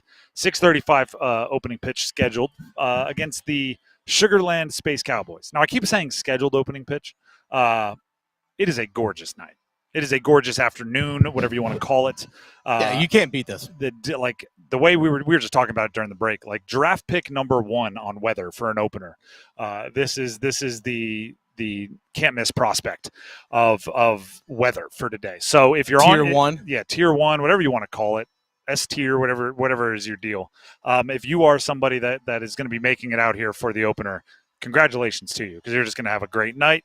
And there was a little bit of rain last night, so the pollen isn't too bad. I know everybody's talking about the pollen. It's the unifying factor right now. It doesn't matter who you're a fan of. If you're rivals, everybody hates the pollen right now. It's not too bad. Obviously, under some awnings and stuff, it's still a little caked on.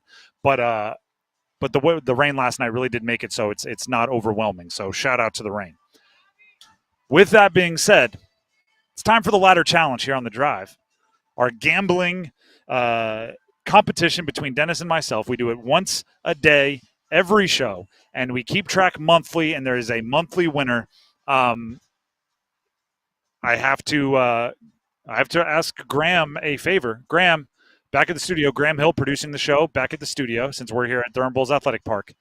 Graham, I'm going to ask you during the next commercial break, no rush, if you can take the Ladder Challenge trophy that sits in the winner's studio for the following month. If you could take that and put it in the host studio, because as March came to a close, the Colorado Avalanche and the Calgary Flames hit the over on my tease down total, and they gave me the win, finishing the month, with $58.58.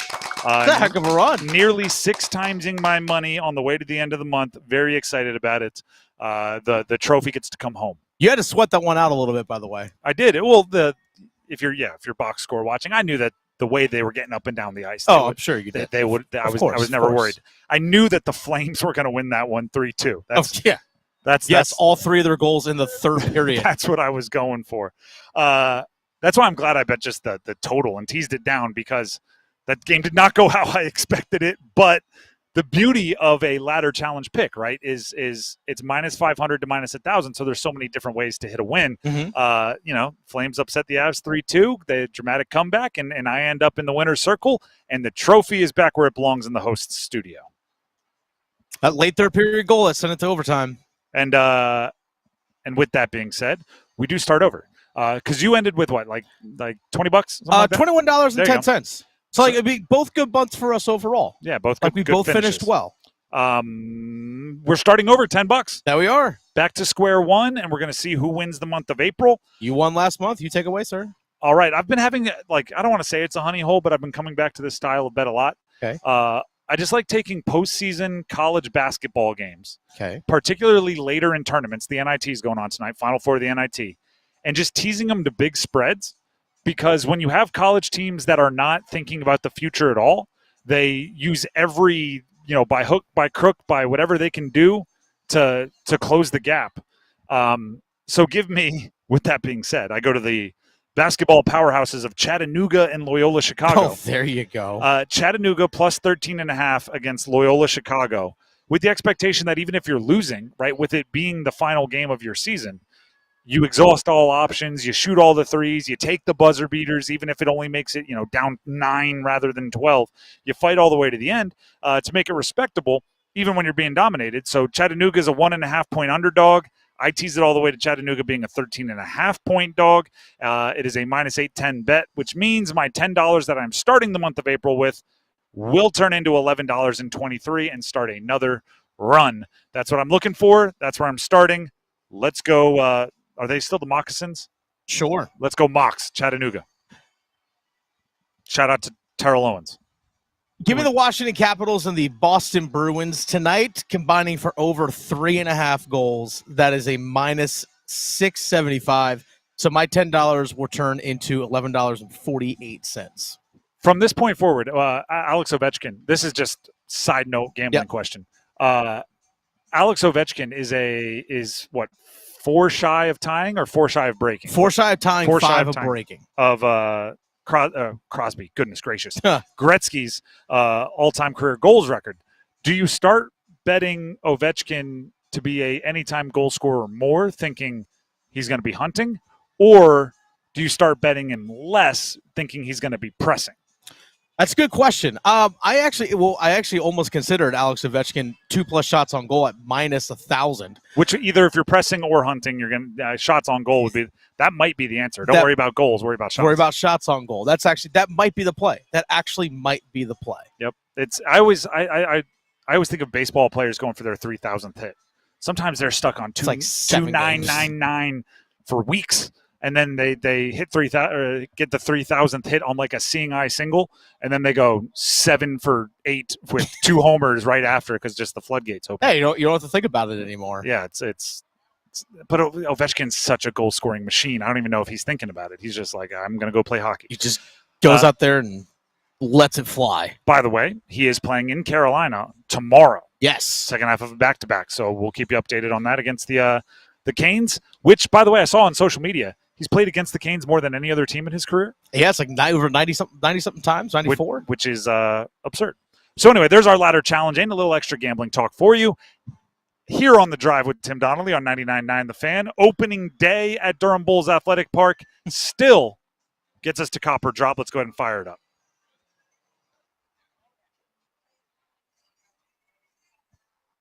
Copper Drop. Dennis throws them out there, throws all of the ideas, the thoughts, the predictions. I say whether we're copping or dropping. Dennis, what are we starting with? Okay, we had a conversation about the Carolina Panthers just a little bit ago. Dave Canales talking about, hey, Xavier Legette's our number one guy. Xavier Legette's our dude right now. Fully acknowledging that they have had conversations about other wide receivers. Cop or drop on day 1 or day 2 of the draft. So rounds 1, 2, and 3. The Panthers draft a wide receiver in the first 3 rounds of the NFL draft. Cop or drop. They have they essentially have the 8th overall pick, the 57 and 74. and 74, which are 1 first, 1 second, 1 third. Mm-hmm. And who knows, trades and stuff could happen. Yes, but as it stands, they also have 2 fourths, 3 fifths. I'm like, they got a boatload of those late mid round picks. I'm gonna cop it. Okay. I don't think it'll be a first rounder. I'd be surprised if it's a second rounder. I would almost be surprised if they don't use a third or even a move up from the third to draft a wide receiver. Because I do think that's kind of the sweet spot in this year's draft. I think there's a lot of guys that are solid, maybe high ceiling guys that you don't want to use that second round pick. You're looking for more an immediate contributor at the second round, but you might get a steal in the third.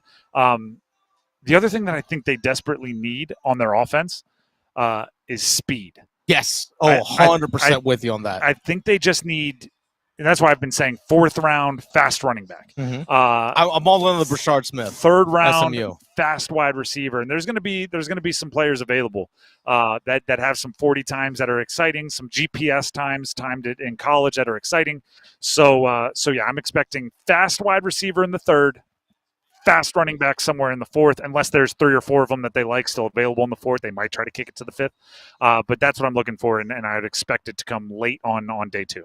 Okay, we'll stick with the Carolina Panthers in the draft since it's 3 weeks from this coming Thursday. Darn right.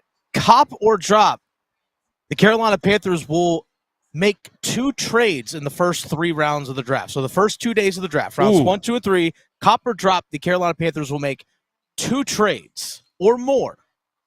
I'm dropping. Cop or drop? Dropping it? Okay. I'm dropping. I do think when you first started talking, you know how in numbers game when the number is 80, and they go like 82, and I'm going like, I wish I could have stopped you before you said 2. 80 was the right answer. I wish I could have stopped with like cop or drop. The Panthers will make 2 trades. I think they're going to make a good amount of trades. I think you could see 3 or 4, but I think a lot of them are going to come on day 3. I think they might make a trade up specifically on day 2, or a trade back on day 1. I don't think they make too many early. It's just hard to make trades on day 1 and 2 because there's good players that you want to draft. But with the amount of 4ths and 5ths they have, I wouldn't be surprised to see them move up, go get a guy in the 4th, or even something that kicks some of those picks into the future. Right? You trade a 4th this year for someone else's 4th this year and their 5th next year, something like that kicks some value into the future. But I just think they'll either do 1 trade back or 1 trade up. I like 1 trade on day 1 and 2 combined. I could see them, to me, I think the first 2 days of the draft where they make the move is 2nd round. I think is where they move from 57 up to maybe like somewhere between 45 and 50. If there's someone they know that's there and they have the intel saying, this guy won't make it to us, but he's there right now, I think that's where they make the move. Very similar to the move they made up for Jonathan Brooks last year. Yeah. They moved back with the Rams in the 2nd, and then once they had the Rams 2nd round pick, they moved back up to go grab the running back out of Texas. So if they I could see that. I mean, obviously, just like in any game, right? If I picked the Panthers to win the game and then they start off down 10-0, I'm going like, I probably would have changed the way I thought. Like if they trade back from 8, then I'm going like, I could see them 2-3 trades in the first 2 days, but without knowing that, I don't think they do. All right, let's go to college basketball. Cop or drop? Cooper Flagg wins National Player of the Year. Cop or drop? Copping. He's the best player in college basketball. He's the best player in college basketball. He is. He impacts the game in a billion different ways, which is the most impressive part. He shot 6 for 16 and turned the ball over 4 times, and I think, it's the alien test. That's the reason why. The alien test is different than the eyeball test. Eyeball test is like, I just watch and, that guy's good. The alien test is if you take somebody who's never seen basketball before, thus an alien, right? Somebody who's never even been around it, doesn't know who Michael Jordan is, and you explain just the basics of the game, and then you watch a basketball game with them, who do they think is the best player on the court? I find it very difficult for anyone to walk away like an alien to go, even if you're playing Auburn with John I. Broome, or you're playing whoever with another player that you're excited by. If Cooper Flagg is on the floor and you have an alien sitting with you and you explain the basics of basketball, they're going to go, that guy, tall number 2, that one, he's the best player on the court. And that still means something to me. And then if you want statistical, he also has the stats to back it up. So Cooper Flagg's the best player in college basketball, and I hope that means he's the National Player of the Year, because that's the most deserving to me. Okay, cop or drop. Well, actually, we'll have a conversation about Will Wade coming up here in just a little bit, about 15 minutes. He joined the Adam Gold Show earlier today. We have some audio for you, a little tease. Cop or drop. Will Wade made some promises at NC State. Cop or drop, they make the NCAA tournament next year. Cop or drop. Obviously, we don't know what his roster is going to look like. We don't know, part. But based off what he has said and his history and his track record, give a prediction. Cop or drop. This is just a pure, do you believe in Will Wade kind of basically question. Again, make the NCAA tournament. That could be as a 15 seed or 16 seed, or play in like UNC just did this year. Make it the tournament. I'm going to cop it. Okay. I'm going to cop it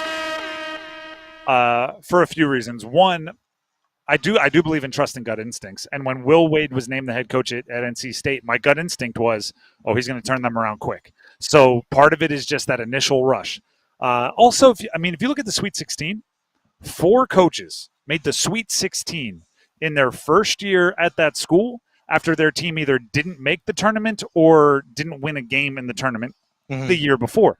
We're not asking, will Will Wade and NC State make the Sweet 16? We're just asking, will they get an entry to the tourney? I think they will.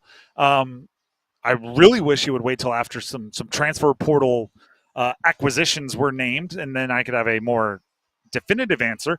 But in lieu of that, I believe in the coach and what he's done as far as a track record, and I believe in the brand name of NC State, and I think it'll work. By the way, the 4 head coaches that are still remaining in the NCAA tournament for men's basketball, 0 combined titles. I did as head coaches. As head coaches. I did see that. As head coaches. And to think that Todd Golden at Florida and John Shire at Duke, under the age of 40. Todd Golden got his start on Bruce Pearl's staff at Auburn, I believe. So, and Bruce Pearl doesn't feel like he's been at Auburn that long. And Pearl's been around coaching forever, as has Kelvin Sampson at Houston. It's interesting seeing the dichotomy. 2 longtime head coaches in the Final Four, but also 2 super young head coaches and in the Final Four. What's crazy is I don't think of Pearl or Sampson as the coach at the schools that they coach. And they've been there a good amount of time and had a lot of success at their schools right now. I still think of Bruce Pearl shirtless in the student section cheering on Pat Summitt and the women's Tennessee team. And I still think of Kelvin Sampson at Oklahoma. And that was before he was at Indiana and so many other stops. That's kind of, maybe that's a sign you're getting old, right? It's just you start, your first impressions of guys were like 6 schools ago. But Shire to me is a Duke coach. Actually, no, if I'm being real, Shire to me is a Duke point guard. Todd Golden is a Florida coach. That's the only one that I think of where they are right now. All right, final one here, cop or drop. We had a conversation earlier about the Carolina Hurricanes. How are the lines going to shake out? Assuming that everyone is healthy, that Jordan Stahl's back healthy, William Carrier's back healthy, that everyone's healthy, ready to go. Who skates with who in the playoffs? Cop or drop? Andrei Svechnikov starts game 1 of the playoffs on the top line with Seth Jarvis and Sebastian Aho. Cop or drop? I'm copping. I'm copping for this reason. I think you have to see if the one with the highest ceiling is going to hit. If you were to draw up the ideal winger to skate with Aho and Jarvis, there's a good chance you would draw up the best version of Svech. Mm-hmm. I don't know how likely it is that the best version of Svech will be playing in this postseason. Yeah. But I think it's like you gotta see, right? You gotta just ask the question, will it be? And then if it is, you let it rock. You always know you can come back to Jackson Blake. I don't even think. I mean, Jackson Blake's a rookie. Don't get me wrong. So you do have to worry about confidence and all that. But you're not taking him out of the lineup. You're just moving him down to, hey, you get to skate with a former MVP and Taylor Hall. Yeah, exactly. Like it's there's nothing shameful about that, and you always know you can bring him up. I saw something. I'm not going to quote it because I don't know exactly, but the amount of minutes that Aho, Jarvis, and Blake have skated together is pretty significant. Mm-hmm. So you can always go back to that. I think you kind of do the heat check on Jarvis, Aho, Svech, which, by the way, like when these guys were signed, when this core was put together, that's the dream, right? Like you got to see, and then you go from there. If it doesn't work, you can always go back to Blake. You can always throw Svech on the Stahl Martinook line and let see what else happens. But I think you start with Svech. So looking through our YouTube comments, because we asked this question, and feel free to jump in if you're listening. Who should skate on the top line with Jarvie and Aho, assuming that that's how things are going to look going into the playoffs? Levi said, size and scoring ability, why not Jankowski on the top line? Dude is just so solid, and if he stays red hot, I wouldn't hate it. Jankowski does some centering, though. But that's the thing. Jankowski is also one of your centers. Yeah. And so that's okay. If you take him out of the pivot, then who comes down there in the middle, especially on that fourth line? A bit of first of all, I love Jankowski. And I saw the stat earlier today that he's now tied for the Canes franchise record for most goals in your first 10 games as a Cane. Like the heater is awesome. Jankowski's not a top line guy. No, that's like I love it as much as anybody. I hate that you're making me say this. Yeah. Because I feel like I'm being a wet blanket at a really fun party. Like he's not a top liner. It's not why he was brought here. It's not. Sorry, that I don't know how else to say it. Here's the thing as well. Him skating on the quote-unquote fourth line, you're also generally playing against other teams' fourth lines. Mm-hmm. So if you have the skill and speed that some fourth lines don't have, it's a favorable matchup for you. Yep. So if you put him on a top line against another team, shut down defensive pair, then maybe those chances aren't necessarily going to be there. Silky suggests What up, Silky?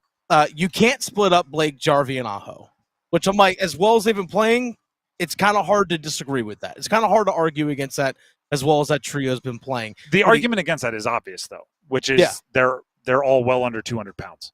That's the big thing. They're a little bit light. Like if Jackson Blake were 6'2", 210, we're not having this discussion. Oh, no, far from it. We are just absolutely not having this discussion. He's 5'11", 180. Yeah. If that. And though I mean, well, let's pretend, not pretend, let's assume he is 5'11", 180. Mm-hmm. That's why the conversation exists. Yes. And if he's 175, that's why the conversation needs to exist even more. That's the only real deal, especially now that Blake had a little day where he produced some points, which was cold there for a while. I'd still like to see him get a goal that he actually shoots. But hey, we don't have to. Beggars can't be choosers. Hey, puck's in the back of the net. That's all that matters. But Silky does suggest. What up, Silky? Silky does suggest, though, a line of Jankowski, Robinson, and Taylor Hall. Curious. As a quote unquote second line. Curious. That's like a lot of that's some red hots going on right there. Yeah, exactly. There's. This is going to sound crazy. You want to split up your offense, though, right? You don't want all your goals on one line. That's true. I'm curious by that. That's one that, like, if Taylor Hall and Jankowski were here all season, I think you work that in a bit early in the season as kind of like, let's see what this looks like. With 9 games left, you're really polishing more so than experimenting. But I mean, I'd be interested. D. Ely says you don't split up a hotline. Period. Again, makes total sense. Calmbred Good old Comrade said this. I think Blake has earned his spot on the top line, but I would like to see Svetch earn the spot and move Blake down a line for the playoffs because of size, if that ends up being an issue. The hard part about that, and I'm big on merit-based decisions, right? Like, you want to play on the top line? Play like a top liner. Like, I hear that. The issue is with 9 games left, if Svetch is on the second, third, fourth, I don't care where you put Svetch, but if he's not on the top line and he plays like a top liner, then we're going to be saying everything that the previous commenter is saying, right? Like, don't split up a hot line. So now you're looking at Svetch going like, you want to be on the top line? Play like a top liner. If he plays like a top liner on the second line, we're going to be going, can't split up that line. He's playing well. So there's a little, I don't know, miscommunication is the wrong word, but the logic ain't adding up a little bit. Any other comments we want to hit quickly? Here? D. Ely actually brings up also this as well. Like Stankowski. Good Lord. Stanky and Janky, baby. Stanky and Janky. They're Combine all the one two. Now. Stankoven moves up to the second line, playing alongside Kokiniemi and Taylor Hall.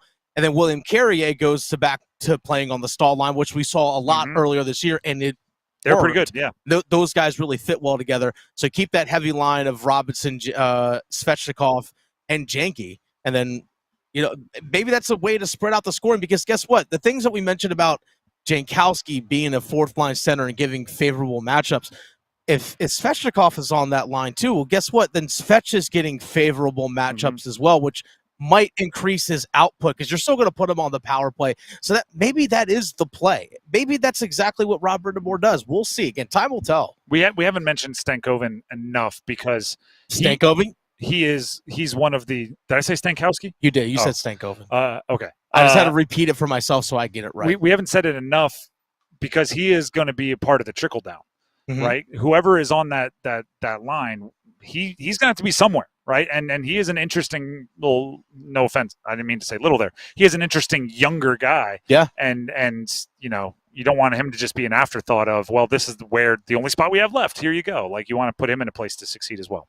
The Drive with Tim Donnelly, 99.9 The Fan, live from Durham Bulls Athletic Park, where the energy is rising because it is opening day, and we are about less than 2 hours away from the scheduled opening pitch for the Durham Bulls and the Sugar Land Space Cowboys Such an of awesome the Pacific Coast League. Interleague play starting off the season here in DBAP. It's exciting.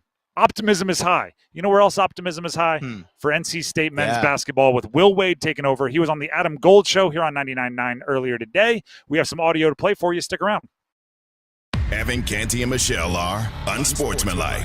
It's clear that Luka has breathed new life into this Lakers franchise, and LeBron James has been energized by it. And guys, starting to get my hopes up. Oh, no. Starting to get my hopes up. I'm starting to believe. I'm now at the place where I expect a deep playoff run, where I expect the Lakers to be in the championship round. Mornings from 6 to 9 on 99.9 The Fan, the Triangle Sports Leader. Workdays can be unpredictable, but your workwear shouldn't be. With a Cintas Apparel Plus program, you'll have freshly laundered garments for everyone on your team delivered every week. Cintas has workwear for just about any job imaginable, with high-performance fabrics and an uncompromising fit that stretches and moves with you. Don't leave looking and feeling good to chance. Visit Cintas.com. Oh, I'm ready! And get ready for the workday. No two people learn the exact same way. So how did Babbel become the award-winning language learning app? We thought of you, all of you. Take Sierra. As a visual learner, she uses Babbel's wordplay videos. Today I'll share a quick lesson on shopping in French. Merci beaucoup. Keith is a be-in-the-room-with real people kind of learner, so he loves the live online classes with our language experts. Okay, class. Vos está pronto. Estamos prontos. However you learn, Babbel makes it easy. Try Babbel for free at Babbel.com. Babbel.com. Prescriptions require an online consultation with a healthcare provider who will determine if appropriate. Restrictions apply. See website for details and important safety information. Price varies based on product and subscription plan. Hey guys, let's talk ED because millions of men experience it. But not everyone can access or afford treatments like Viagra. Hims can help. Through Hims.com, you can access a full range of treatment options for ED through a 100% online process. To start your free online visit and save up to 95%, go to hims.com/joy, HIMS.com/JOY. Experience the excitement and wonder of Busch Gardens Williamsburg and Water Country, USA. Enjoy award-winning entertainment and world-class thrills at the world's most beautiful theme park. Like the all-new Big Bad Wolf, The Wolf's Revenge, opening spring, and splash into endless adventure at Virginia's largest water park, featuring the all-new High Tide Harbor. 2 parks, twice the fun. Buy Busch Gardens, get Water Country USA free on fun cards and select memberships. Hurry, offer ends soon. Restrictions apply. Hello, Scott Forbes, head baseball coach, University of North Carolina. When it comes to choosing a dealership, I stick with Wilkinson, Chevrolet, Cadillac, Buick, GMC. Growing up in Sanford, I've been fortunate to be lifelong friends with Will Wilkinson. My family and I have been buying and having our vehicles serviced at Wilkinson for many, many years. Great service, competitive prices, and most importantly, a place you can trust. Go where I go. Go see my longtime friend Will Wilkinson at Wilkinson, Chevrolet, Cadillac, Buick, GMC. I want to be very clear. This is not a rebuild. We're going to be in the top part of the ACC next year, and we're going to the NCAA tournament. This is not something that's going to take a whole lot of time. All right? This is. Make sure you got that on camera.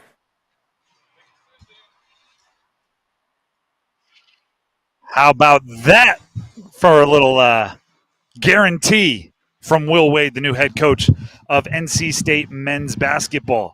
And I like that. Like, make sure you get that on camera. We're going to play some audio. Will Wade was on with the Adam Gold Show earlier today, right here on this network, and we're gonna react and break down to what he said. If there's one thing that Will Wade has proven to me over the last 3 years, I would say, right, since he kind of got his rebirth at McNeese State, it's that he understands modern college basketball. I think, looking around the triangle, I think that's something John Shire did very well. I think everyone's talking about the transition from Coach K to John Shire and how smooth it's been. I actually think the more impressive part is how Duke has transitioned from the college basketball that Coach K was clinging to, and how John Shire has showed up and really turned them into a modern college basketball program so quickly. Getting a GM, embracing the transfer portal, embracing NIL, all of those things very quickly. Will Wade gets it. The make sure the cameras get this one. We will be in the NCAA tournament. We will be in the top part of the ACC. Whether it happens or not, saying it now builds buzz and builds brand, and that is important, right? It used to be you didn't want to be embarrassed by guarantees that didn't end up coming true. Now it's who cares if they don't come true? Was everybody talking about me for a day when I said it?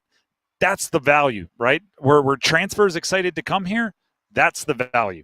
So we'll play the audio for you here, but just that's the way I look at Will Wade. He understands how college basketball is different now than it was 20 years ago, and he's not afraid to use his knowledge against all the old guards still trying to do things the old way.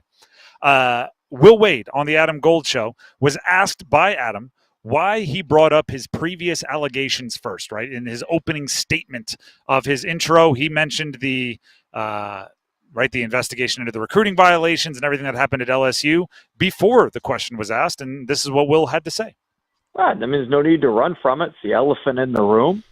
And, as time has gone on, you get more and more comfortable. You get more and more reflective on things. And so I choose, just like I do most issues with my team and most things with my players, I think the best way to address things is head on. And so I didn't want to leave anything to chance with that. And I thought addressing that and owning that and being forthright with everything was the best way to go about it. Will Wade is, depending on how you, depending on, how good his PR is at the moment, he is either refreshingly honest or brutally honest, but he's honest. And I actually think, or both. I actually think the allegations and everything that happened at LSU have kind of showed him that, right? There was a point in time where he was not refreshingly honest or brutally honest, where he wasn't honest at all. He was operating in the Wild Wild West gray areas of nefarious recruiting, and he got burned by it. and he lost what was probably at the time a dream job for him at LSU. Mm-hmm. And I think the adjustment is, I'm not lying about anything. Yeah. You ask me a question, I'm telling you. And like, I've been there, right? I've like at this, not saying I've done things nefariously, but I'm saying, like, if somebody tells me something, they're like, okay, don't tell anybody this. This is a secret. Make sure so-and-so doesn't hear it. I just go, don't tell me then, right? I don't want to have to remember what I'm allowed to say and not allowed to say. Just if somebody asks me a question and I know it, I want to be able to answer it. And that's kind of how he's operating now. He's like, why not bring it up, right? There's nothing I have to hide, so I'll bring it up first. You can ask me about it. I'll talk about it here. I'll talk about it there. And then we'll move on. It's the same way he dealt with McNeese State as far as taking the NC State job. Am I taking it? I told my players everything from day one, right? They knew when I had first interviews, second interviews, like, and that's, again, either refreshingly honest or brutally honest, depending on your point of view. But the second word is the same, right? It's honest. And it's also just, he knows it's going to get asked. Mm-hmm. So just go ahead and acknowledge it. Yeah. Hey, yes, this is me. This is the thing I did. I'm telling you about it right now. I know you're going to ask, so here it is. Oh, okay. There is a part of it. He 8-miled them. Oh, a little bit. Exactly. I went to, I do live in a trailer with my mom. It's like, you can't joke about anything. If you haven't seen the movie 8 Mile, you don't know what that means. Let's jump to another clip here, Graham. The Will Wade joining the Adam Gold Show earlier today. Adam asked him why he thinks the ACC has been down recently, and this was the coach's answer. There's been transition. There's been a lot of transition with different head coaching vacancies. There's been a lot of transition within the league with the transitions and the coaching. You know, that leads to a lot of player transitions because you can't have continuity with the players. You can't have continuity with the staff. And I think you're starting to see, some of these programs are in their second or third year, and I think they're going to blossom as they move forward. But it's just been tough in this couple year transition. I have no doubt that the ACC is going to be back extremely strong and extremely and very, very healthy as a conference, because you're going to see these new coaches and some of these guys that have taken over for these legends be able to establish themselves and establish their programs. I agree with them. In a lot of ways. By the way, we were just given some chicken wings here, so that's why we were a little caught off guard when that audio ended. Shout out to the Durham Bulls Athletic Park providing some food here. I got a garlic parm. I haven't tried mine yet, but I will during the break. The coaching transfer. Right, that's what he was talking about. The coaching transfer, I agree. It's the thing about the coaching transfer, and this is where I think, again, Will Wade was a good hire. I think it's why John Shire's worked, and I think it's why some of the other replacements that kind of coming in this wave will be better than maybe the first wave of coaching guard taking over. It felt like there was a lot of impressions going on where they were trying to mimic the coaches that they were replacing without realizing they had, it's certain places like 40 years built up to make that work. You can't step in and operate the same way they did without kind of establishing yourself. Will Wade, I don't believe, is going to do any kind of an impression of anyone else in the ACC. He's not doing a Coach K impression. He's definitely not doing Boeheim or Roy Williams. He's going to be Will Wade, and I think that's where these programs can start. Even if he gets compared maybe to a Valvano, he's definitely not doing a Valvano impression. Like it's nor should he. No, and I don't think anyone should do an impression of anyone. You can learn from, you can take tricks from, but you got to do it in your way. Authentic is, I think, one of the most important things that a college coach can be. So I'm looking at like Lucas, Jay Lucas, the Duke assistant going down to Miami. He's not Larinaga, and he's not going to try to be Larinaga. There's not much of that going on anymore, and I think that's good for the league. And he shouldn't try to be Shire. He shouldn't try to be Coach Correct. K. And even Shire acknowledged, he talked with Pat McAfee yesterday on ESPN about doing things his own way, not trying to be Coach K. And that's something that Will Wade, the reason why he got to where he is by being himself. Correct. So do what got you there. I agree. And he, by all accounts, he is. Again, we haven't seen him on the court yet. We haven't seen his team play. So he's undefeated at the moment. But he will have to prove it on the court at some time. But until then, I like what he's doing. Right, I think things are going well for NC State. And thank you to Coach Wade for jumping on the network. 99.9 The Fan. By the way, if you want to hear that whole conversation between Adam and Will Wade, it's on our 99.9 The Fan YouTube page. It's out there, so go give that a listen. All we ask is that while you're there, subscribe to Yes. 99.9 The Fan. We're nearing 16,000 subscribers there, and we want to keep growing that. So jump on 99.9 The Fan. We're 6 people away. 6 people away from 6 people away from 16,000. 16,000. I mean, first of all, we love all of our followers the Yes. same, and we want as many as possible. So keep going. We're growing that community, and we're doing a lot of work to put out great content. But really, we're hunting like 20,000, right? We want those big round numbers. Mhm. But you can't get to 20,000 without getting to 16. So please subscribe while you're there. Check out Will Wade on 99.9 The Fan's YouTube, talking with Adam Gold earlier today. Also, check out Dennis Cox right now. He's got some info for you. Yeah, subscribe while Tim eats this wing. By the time he finishes that wing, we should have 6 more subscribers. But while he's eating that wing, Dennis Cox here for my friends over at Loan Pronto. Folks, don't go through another year with all that high interest debt. Let Loan Pronto wipe it all out now. Loan Pronto's rapid equity loan makes it easy to pay off all your credit cards or tackle that 2025 home improvement project. Get cash in your pocket fast. No appraisals, no paperwork, no waiting. Loan Pronto's AI-driven tech gets you approved and funded in as little as 1 day. One client got $150,000 approved in under 24 hours, paid off all their credit cards, 2 cars, and a personal loan, saving over $1,500 per month. With low fixed rates and lightning fast transfers, you can do it too. Consolidate debt, improve your home, take control of your finances. Think about this. Imagine being credit card debt-free by this time next week. Think about that. Being credit card debt-free a week from now.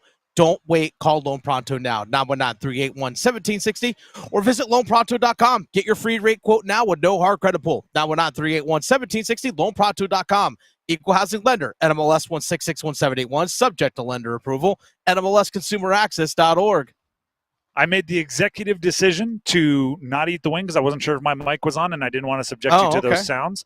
But you darn sure during this break, I'm going to eat this chicken wing here at Durham Bulls Athletic Park. And when we come back, we'll be well-rested, well-fed, and ready to rock with the starting 5. It is the opener, the home opener for the Durham Bulls. Don't go anywhere.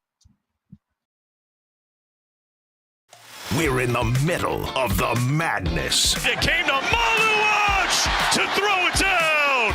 From the first 4 to the national championship. Good night. Cooper Flag takes the lead to 18. All the hoops action will be heard here. For the Blue Devils, the Final Four is calling yet again. The road to San Antonio is driven by Bailey's Fine Jewelry, Fairway Green, and First Horizon Bank. 99.9 The Fan, the Triangle Sports leader. Sound Station and Security, your automotive and audio experts. Car audio, car video, home theater, wheels and tires, and so much more. Plus, did you know Sound Station and Security offers full service for your vehicle? Alignments, inspection, oil changes, window tinting, and custom exhaust. And with a variety of financing options, Sound Station and Security can help you get what you need today. 2 locations, downtown Smithfield and on Glenwood Avenue in Raleigh. Sound Station and Security. Visit myhotsound.com. It's bow time. Finally, lunchtime. I'm starving. What's that? This is the Bojangler from Bojangles. With the same bold flavor as their chicken? The same. And fries. The same. Huh. Well, I've got a PB&J. Yeah, that's not the same. A crispy fish fillet dusted in Bo's famous seasoning. With cheese and tartar sauce on a fluffy bun, the Bojangler's back. Hook one while you can. It's bow time. There's no time like Bojangler time. Time to stop whatever you're doing and head over to Bojangles to try the Bojangler Fish Fillet Sandwich. You heard right, the Bojangler Fish Fillet Sandwich. A perfectly seasoned, light, flaky, wild-caught Alaskan pollock fish fillet sandwich. For limited time at participating Bojangles. Make it a combo and add Bojangles seasoned fries and legendary iced tea. Hungry for Bojangles but in the mood for something different? Then it's Bojangler time. At Uline, they know going the extra mile takes hard work. For companies pushing to go further, Uline will go the distance with you. 24/7, they answer the phone to get you the shipping and industrial supplies you need. Business can move fast, Unexpected large orders, adverse weather, new safety guidelines, and changing economic trends. Uline works hard keeping 41,000 items ready to ship, minimizing detours on your way to the extra mile. Visit uline.com. Child abuse. It happens in all communities. Learning to spot the signs of abuse and knowing how to report it can save a child's life. Children's Advocacy Centers of North Carolina supports over 50 centers statewide, providing hope and healing to young victims of abuse, neglect, and trauma. Join us in the fight against child abuse. Visit cacnc.org to learn more. That's cacnc.org. I'm attorney Brian Ritchie. Big truck accidents can cause life-changing injuries, and life-changing injuries deserve life-changing money. I know big truck wrecks, and I know how to fight those big insurance companies. If you've been hurt by a big truck, contact us at ritchielaw.com. I'm on top of it. Broadcasting live from the Lenovo Studios. WCMC HD1 Holly Springs. 99.9 The Fan. The Triangle Sports Leader.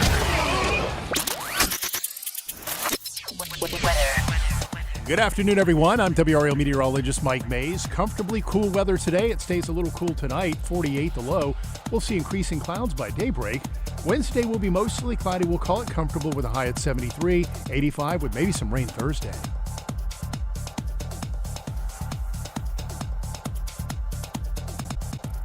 Weather update brought to you by Newcomb & Company, where your comfort is their business. Visit newcombandcompany.com. 5 o'clock check of your money. Dow Jones closes the day down 11 points at 41,989. This hour of the drive is brought to you by RDU Airport Authority. Lufthansa is excited to take off from Raleigh Durham International Airport, connecting you to destinations like Germany, Italy, India, and beyond. Say yes to incredible journeys. Book today at Lufthansa.com.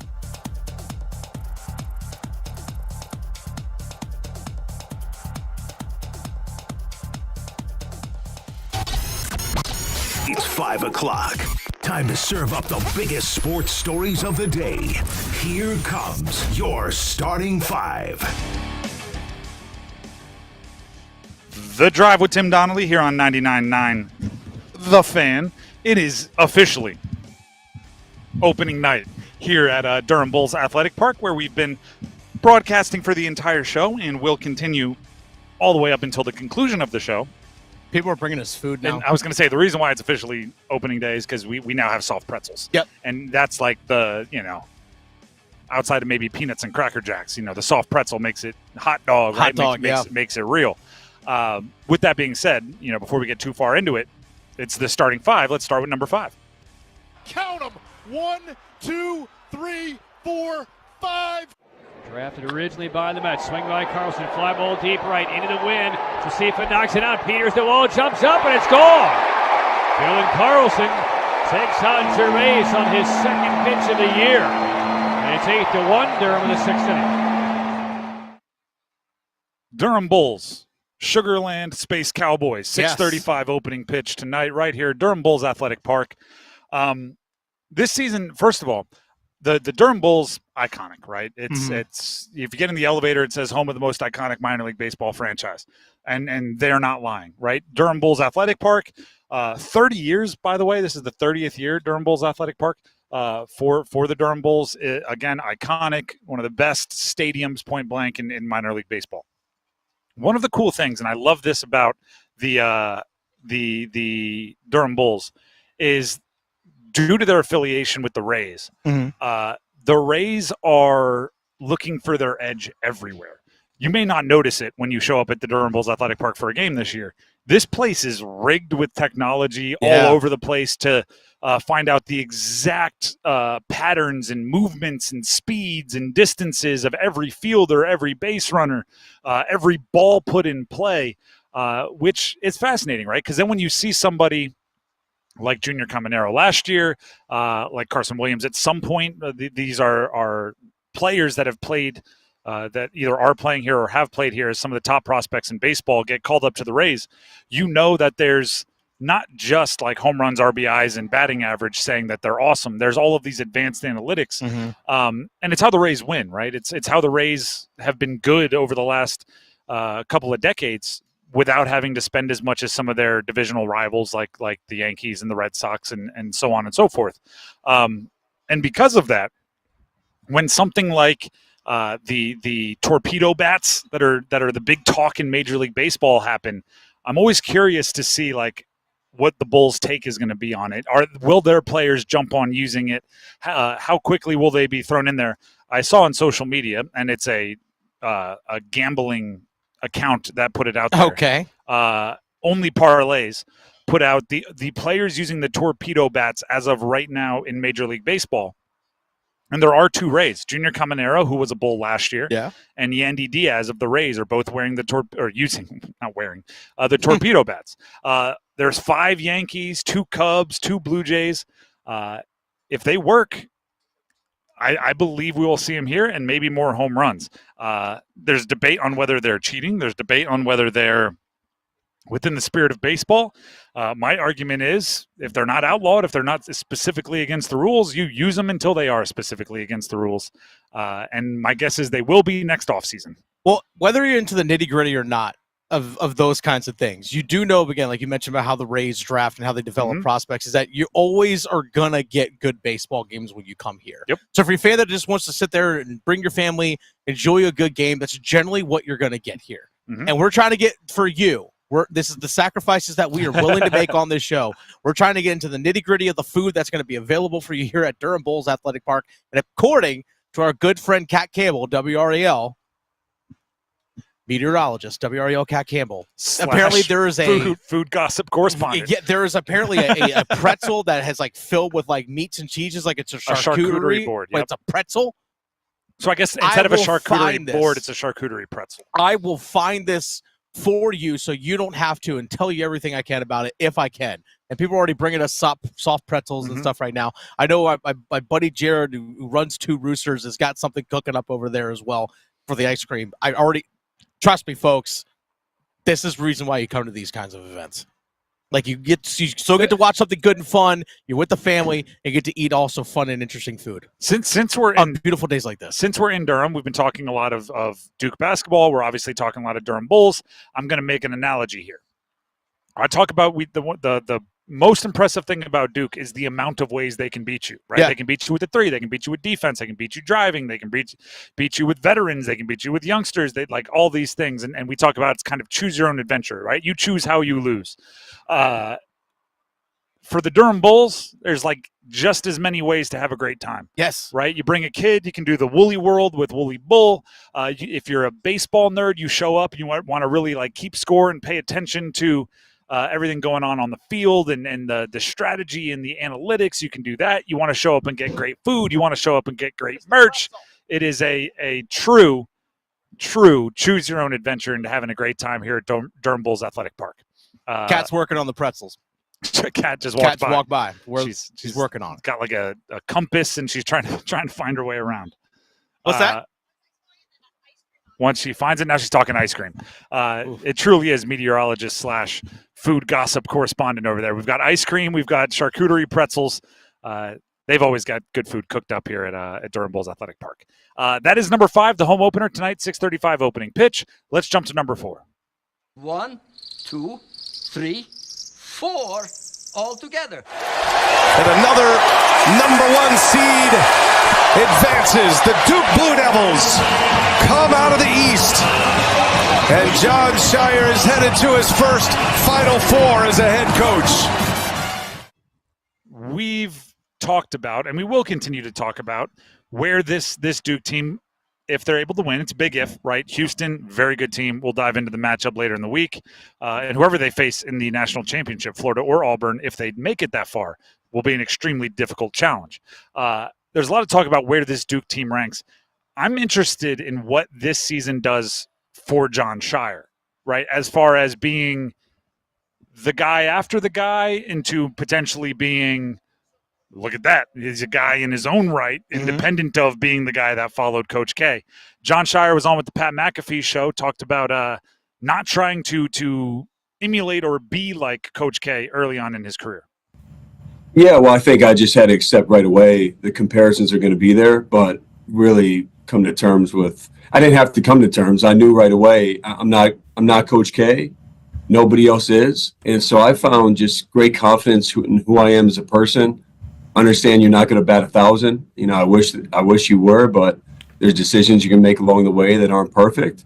And to be able to keep that confidence, to be able to be authentic to who you are, to me is the most important thing. And so I think for our players, they understand I'm not trying to be anybody different. I am who I am. And I think there's a lot of great things to it. I'll tell you this, though. I think we're playing modern way, modern basketball, the way we share it, the way we, play with pace, and how versatile our team is, I think is really the way the game should be played, and just a modern way of playing right now.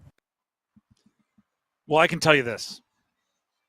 John Shire is really, really good at answering that question because he's answered it 9,000 times. And I remember asking him that question years ago and getting a very similar deal there.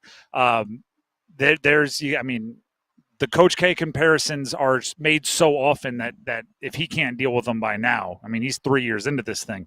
And every step along the way, the comparisons are going to be there, right? Through 3 years, how many games did Coach K win? Through 5 years, how many Final Fours had Coach K been to? And it's going to be compared and compared and compared for the rest of their career. So, and you know that when you're taking over the Duke job. The hard part about replacing a coach is what he said, where he's like, I had to acknowledge that I'm not Coach K. Mm-hmm. I think being like the center that replaces Shaq, it's easier to go, he can do things I can't do, right? I'm 6'10", he was 7'1", I'm 260, he was 350. Like, you can just say, like, there's physically I can't do that. If you're the quarterback that replaces Patrick Mahomes, you're just going to go, you know what, I can't throw the way he can, so I got to find out how to win my way. With a coach, it's like, well, technically, I can call a timeout. Like, there's nothing physically he can do that I can't. So it's easier to fall into the trap of trying to do everything that they would do. But he hasn't fallen into that trap, and credit to John Shire for doing it. As number 4, let's jump to number 3. That's right, Teal Nation. This fall in Brooks Stadium, every fan, every game, always free.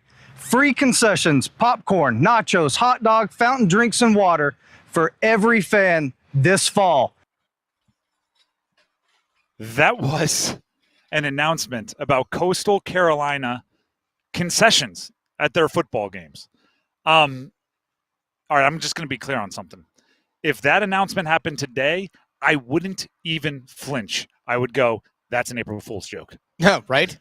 It happened yesterday, yeah, and I'm still antennas up, right? Because if you really want to pull everybody on an April Fool's joke, doing it like 10 hours early, 15 hours early, whatever it was, before April Fool's, that would be a way where you might catch a few more people. So I'm still, my senses are tingling that it might not be real. If it is, I don't know how you do it. No. The way it's being described, the way it's being reported is if you go to a Coastal Carolina football game, one of their home games, and you buy a ticket, you can walk up to the concession stand and order any 4 items, and they'll just give it to you. And then you can leave and you can come back and order any 4 items, and they'll just give it to you. And there's unlimited amounts. It's not like you get a drink coupon or a food coupon. You get to go cash it in. Comes with a ticket. It is unlimited trips to the concession stand, 4 items at a time. Yeah, I think it's popcorn, hot dogs, soft drinks, water. I think there might be some premium items that you might have to pay for, maybe, but otherwise, like your general stuff that you get, yeah, just go up and like, yeah, I'll take 2 hot dogs and 2 bottles of water. Bye. And if you walk up with a partner, like a buddy, it's all right. You get the waters and the hot dogs. I'll get the popcorns and the whatevers, and we'll roll. First of all, fans' perspective, awesome, love it. Second of all, I don't see how this is good business.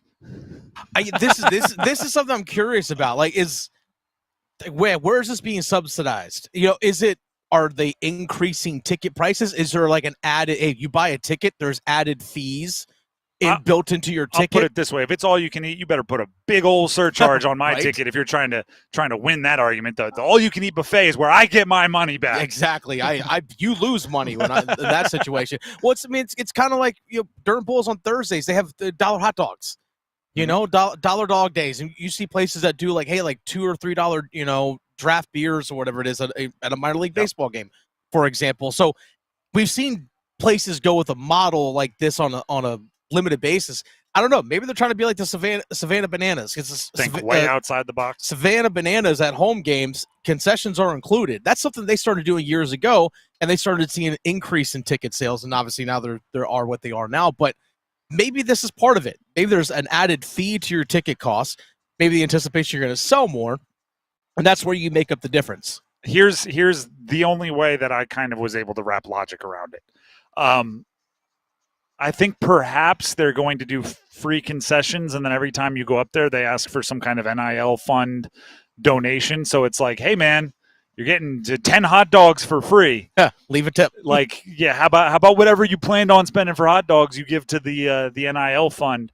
In which case, I would almost make that official. Like, if that's your goal, I would say, hey, we're not charging anything for the dogs, but in order to get a dog, you got to make a $5 donation to the NIL. Because, if not, like, how about doing it that way? Like, give 100% of the concessions profits to your NIL fund. You might be able to afford a quarterback. I don't know. I'm gonna watch and see what this does. Yeah, and they have a teal field, which is weird anyway. So it's really gonna be like walking into the Twilight Zone. Maybe they're anticipating that more people will show up because, I mean, granted, like, Coastal's been a good football team as a whole, but more people will show up. They'll sell more season tickets. Staff. He is. Maybe they'll sell more, but also maybe, hey, you know what? Because the concessions are free, I'll go buy a shirt, or I'll go buy maybe that's where you make up that difference. I mean, they're probably not just doing this on a whim. They probably researched this out well and well thought out before they're making this kind of decision. But hey, you go to a Coastal game this year, eat up. Yeah, I mean, I might like breakfast, lunch, dinner. Even if I don't want to catch a football game, if I'm just hungry, find a cheap ticket. Right. Go eat them at a house and home. So yeah, if someone has a free ticket to go to a Coastal game, you go. Yeah, exactly. How does that work for media? Media pass? Can I just walk down? Yeah. All right. Well, let's go see how that works. Number 3. That was number 3. Let's jump to number 2.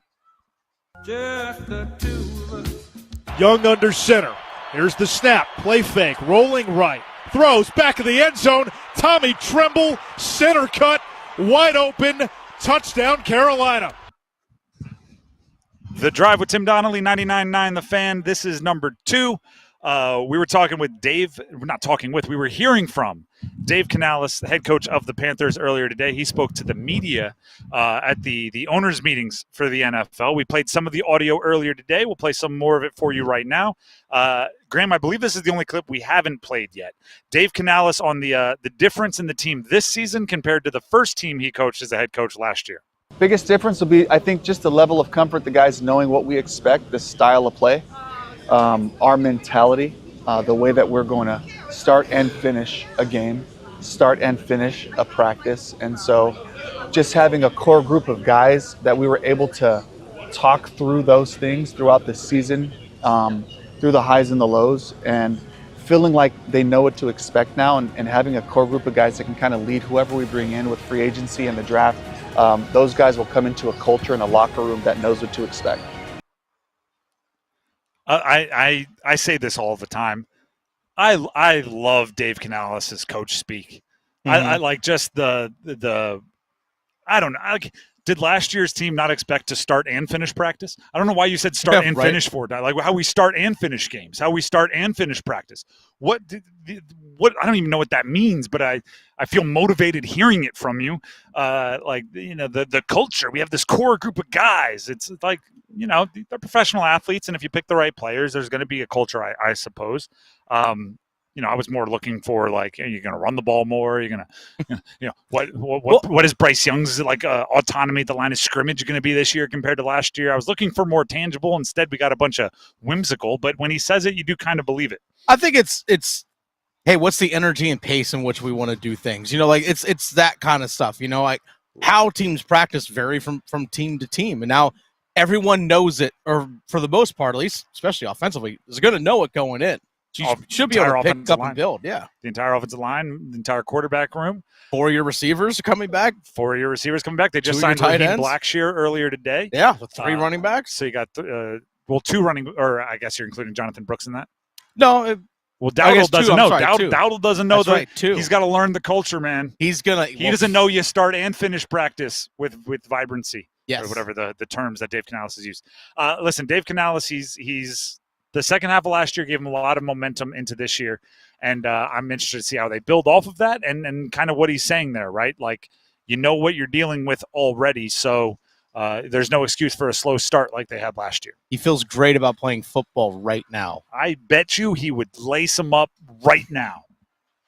Do you know this? I love Dave. That might be my favorite way to describe Dave Canales. I don't know if this is true or not. He coaches like the head coach that wears cleats. Yes. Doesn't it? Like he Yes. coaches like the head coach that's like, I might have to demonstrate a drill, so I'm wearing cleats. As well as like, a half zip, a quarter zip, and some tight sweatpants. He's got like a uniform. Anyway, that's number 2. Let's jump to number 1. Aho now to Jarvis. Jarvis, you'll get the Giants scores!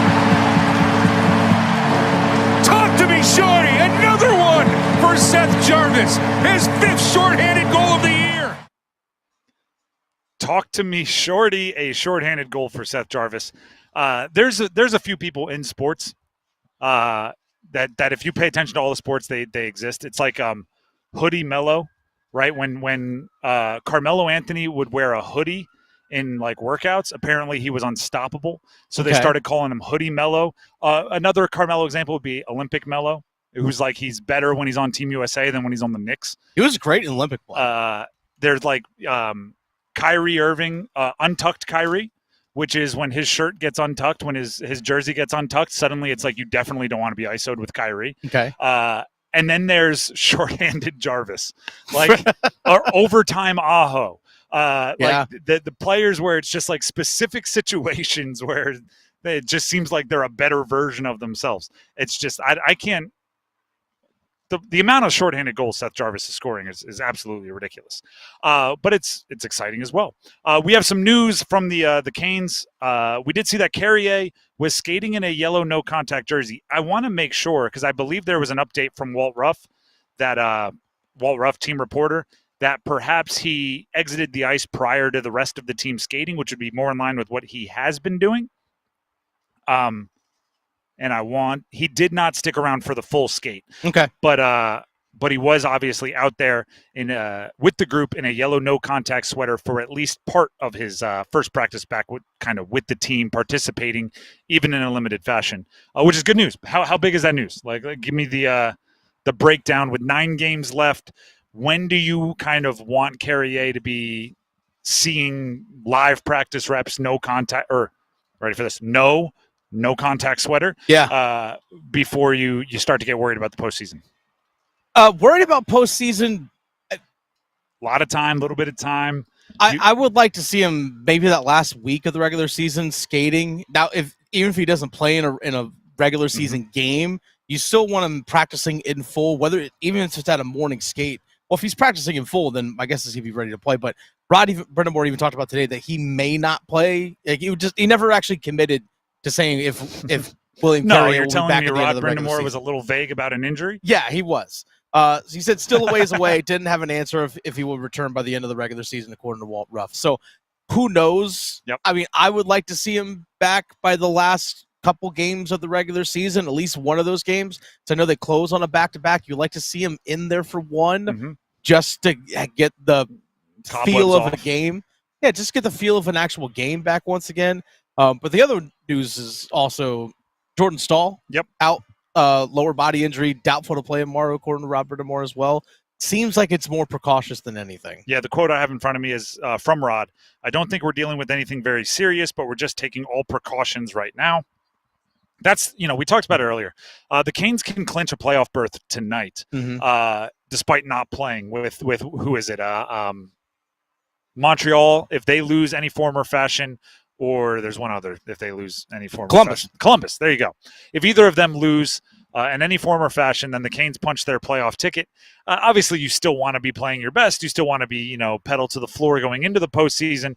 But knowing that the playoffs are all but locked up, you can make sure that your captain is healthy, right? And mid-30s guy is somebody that you want to give every opportunity to be very healthy. So, Stahl doesn't seem like there's anything super, super worrisome, but we'll continue to keep you updated as that goes along. I mean, for Carolina, here's actually something for them to keep in mind as well. You're not going to – I say you're not. It's very, very unlikely that you're going to catch Washington for the top spot of the Metropolitan Division. Highly unlikely. Yep. But Obviously, you'll get first round home ice advantage. But if you do get past Washington in the second round of the playoffs, having more points than Toronto, Tampa, Florida gives you home ice in the Eastern Conference Finals. So there is still something for them to play for on a game-by-game basis by still winning. And there is a sliding scale, right? Yeah. How important is that versus playing guys who might have boo-boos and owies? And Rod Brindamore will make those decisions along with the training staff and everybody else at his decision-making table. We need to grab some numbers game contestants, but first... Actually, no numbers game today. Oh, you're right. We scrapped it. No numbers game today because the remote connection sometimes gets a little... So sorry to tease all of you out there. Oh, man. I was on autopilot. I was cruising. But either way, Dennis Cox still has some info for you. Hey, folks, Dennis Cox here for my friends over at Law Tigers. You know, today's an absolutely gorgeous day. I even considered, if I didn't have to, all the equipment that we have here in Durham, if I didn't have to bring this all with me, I probably would have rode my motorcycle out here. I probably would have. And I thought to myself, you know what? It's March. We're actually, now it's April. Now we're starting to approach some, stuff, games with stakes when it comes to our favorite hockey team. I was thinking, man, a custom Caniacs motorcycle, how good would that look rolling up and down the highway? Believe it or not, that could be for one of you out there, because Law Tigers, Tobacco Road, Harley-Davidson, Shiny Side Paint, and your Carolina Hurricanes, they've all teamed up once again to give one lucky fan a Caniacs motorcycle. But this is where it's special this year. It's a fully custom-built motorcycle. Custom Caniacs motorcycle. First time ever that's happened. Custom Caniacs motorcycle. In the past, it was custom paint, maybe a couple modifications, but this is a full custom-built motorcycle. It's absolutely gorgeous. And here's the thing, folks. You're running out of time. Deadline's April 6th. That's this Sunday. April 6th, your deadline to go to caniacsbike.com. Again, caniacsbike.com is your place to go register and enter to win this bike. You'll see pictures of it right there. I've seen it in person multiple times. It's gorgeous. I can't have it, but you can. Again, go to caniacsbike.com, which, by the way, for all the motorcycle riders out there or people that may be looking to ride a motorcycle, make sure you head to lawtigers.com as well. Understand and know what your rights are. They have a free rider benefit kit that is out there for you. Go check that out. Be cautious when you're out there on the road. You never know what's going to happen. So be safe. And this is the reason why Law Tigers exists. They're riders, too. Contact Law Tigers, 1-800-LAW-TIGERS, if you're injured in a motorcycle accident. Law Tigers is a network of independent law firms who are members of the American Association of Motorcycle Injury Lawyers. Law Tigers is not a law firm. The Drive with Tim Donnelly, 99.9 The Fan, from live at Durham Bulls Athletic Park. No numbers game today, as we mentioned, but we will have something you can win. Celebrate Easter weekend at America's favorite car show. Text CAR to 919-860-5326 to enter for a chance to win a pair of tickets to the Good Guys 10th Griots Garage at the NC State Fairgrounds, April 18th and 19th. Again, the keyword is CAR, C-A-R, to 919-860-5326. You can win. Elliot Cadeau, UNC point guard, no more, committed to Michigan. What does that say about UNC, and what might the future look like for UNC? Stick around. Do you ever go to the Carolina Hurricanes games and find yourself thinking, what do the players eat before the game? What are their pregame rituals? What kind of music gets them pumped up ahead of the game? How sacred is the game day nap? What's the post-game mood on the team plane? Check out my new podcast, Iced Tea, with me, Megan LaMontagne. I get to talk to people who spill the tea on the Carolina Hurricanes. Listen to Iced Tea in any podcast app or watch the show on the Fan YouTube channel. Heineken Silver is a world-class light beer with only 2.9 carbs and 95 calories. It keeps things light and refreshing all year round. It's like rain showing up to cool things off and then politely leaving. It's like cracking open a window and nailing the cross breeze. So, as we move into the warmer weather, grab a crisp and refreshing Heineken Silver and taste the difference. Only 2.9 carbs and 95 calories. Available at your local Heineken retailer or for delivery at Heineken.com/silver now. Must be 21 plus to purchase. Enjoy Heineken responsibly. This is the story of the one who, as a maintenance specialist for a historic high-rise, knows that vintage charm historically needs constant attention. which is why when it's time to upgrade turn-of-the-century mechanicals, they turn to Grainger. With easy access to 1 million-plus products and the scale to deliver when and where you need them, the right tools and supplies are never far away. So the one can keep that vintage building running like new. Call, click Grainger.com, or just stop by. Grainger, for the ones who get it done. Joint pain in your knees, shoulders, or lower back. It can stop you in your tracks. At DaVita Med Spa and Wellness, we offer a revolutionary course of treatment that can eliminate your joint pain and have you back to your old self in no time. Our regenerative therapies actually help repair damaged tissue to eliminate the pain without risky invasive surgery. If you suffer with joint pain and have been told your only options are medications, steroid injections, or surgery, DaVita Med Spa and Wellness offers non-surgical solutions using your body's own cells with minimal downtime and long-lasting results. Experience personalized, compassionate medical care at its best. Call our office now and see how you can get real, long-lasting relief from joint pain through regenerative medicine and the medical experts at DaVita Med Spa and Wellness, spelled DVIDA. Call 984-333-1313. That's 984-333-1313. 984-333-1313. Everyone deserves a fast and reliable connection. One that helps better their everyday through the things they value most. Friends and family, education and career.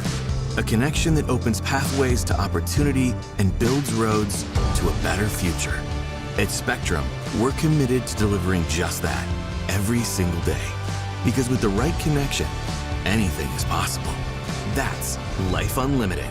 That's Spectrum.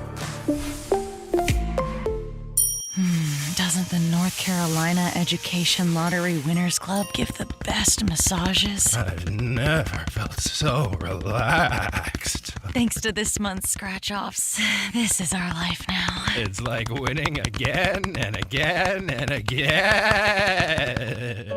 This month's scratch-offs pack over $150 million in total prizes. The Winners Club awaits. Must be 18 to play. Approximate overall odds winning range from 103.8 to 9.88. Problem gambling helpline 877-718-5543.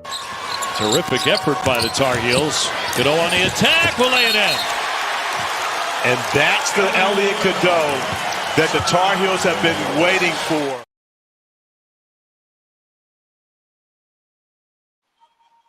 The Drive with Tim Donnelly, 99.9 The Fan, from live at Durham Bulls Athletic Park for the opener, the home opener for the Durham Bulls. They're taking on the Sugarland Space Cowboys of the Pacific Coast League. 6:35 opening pitch.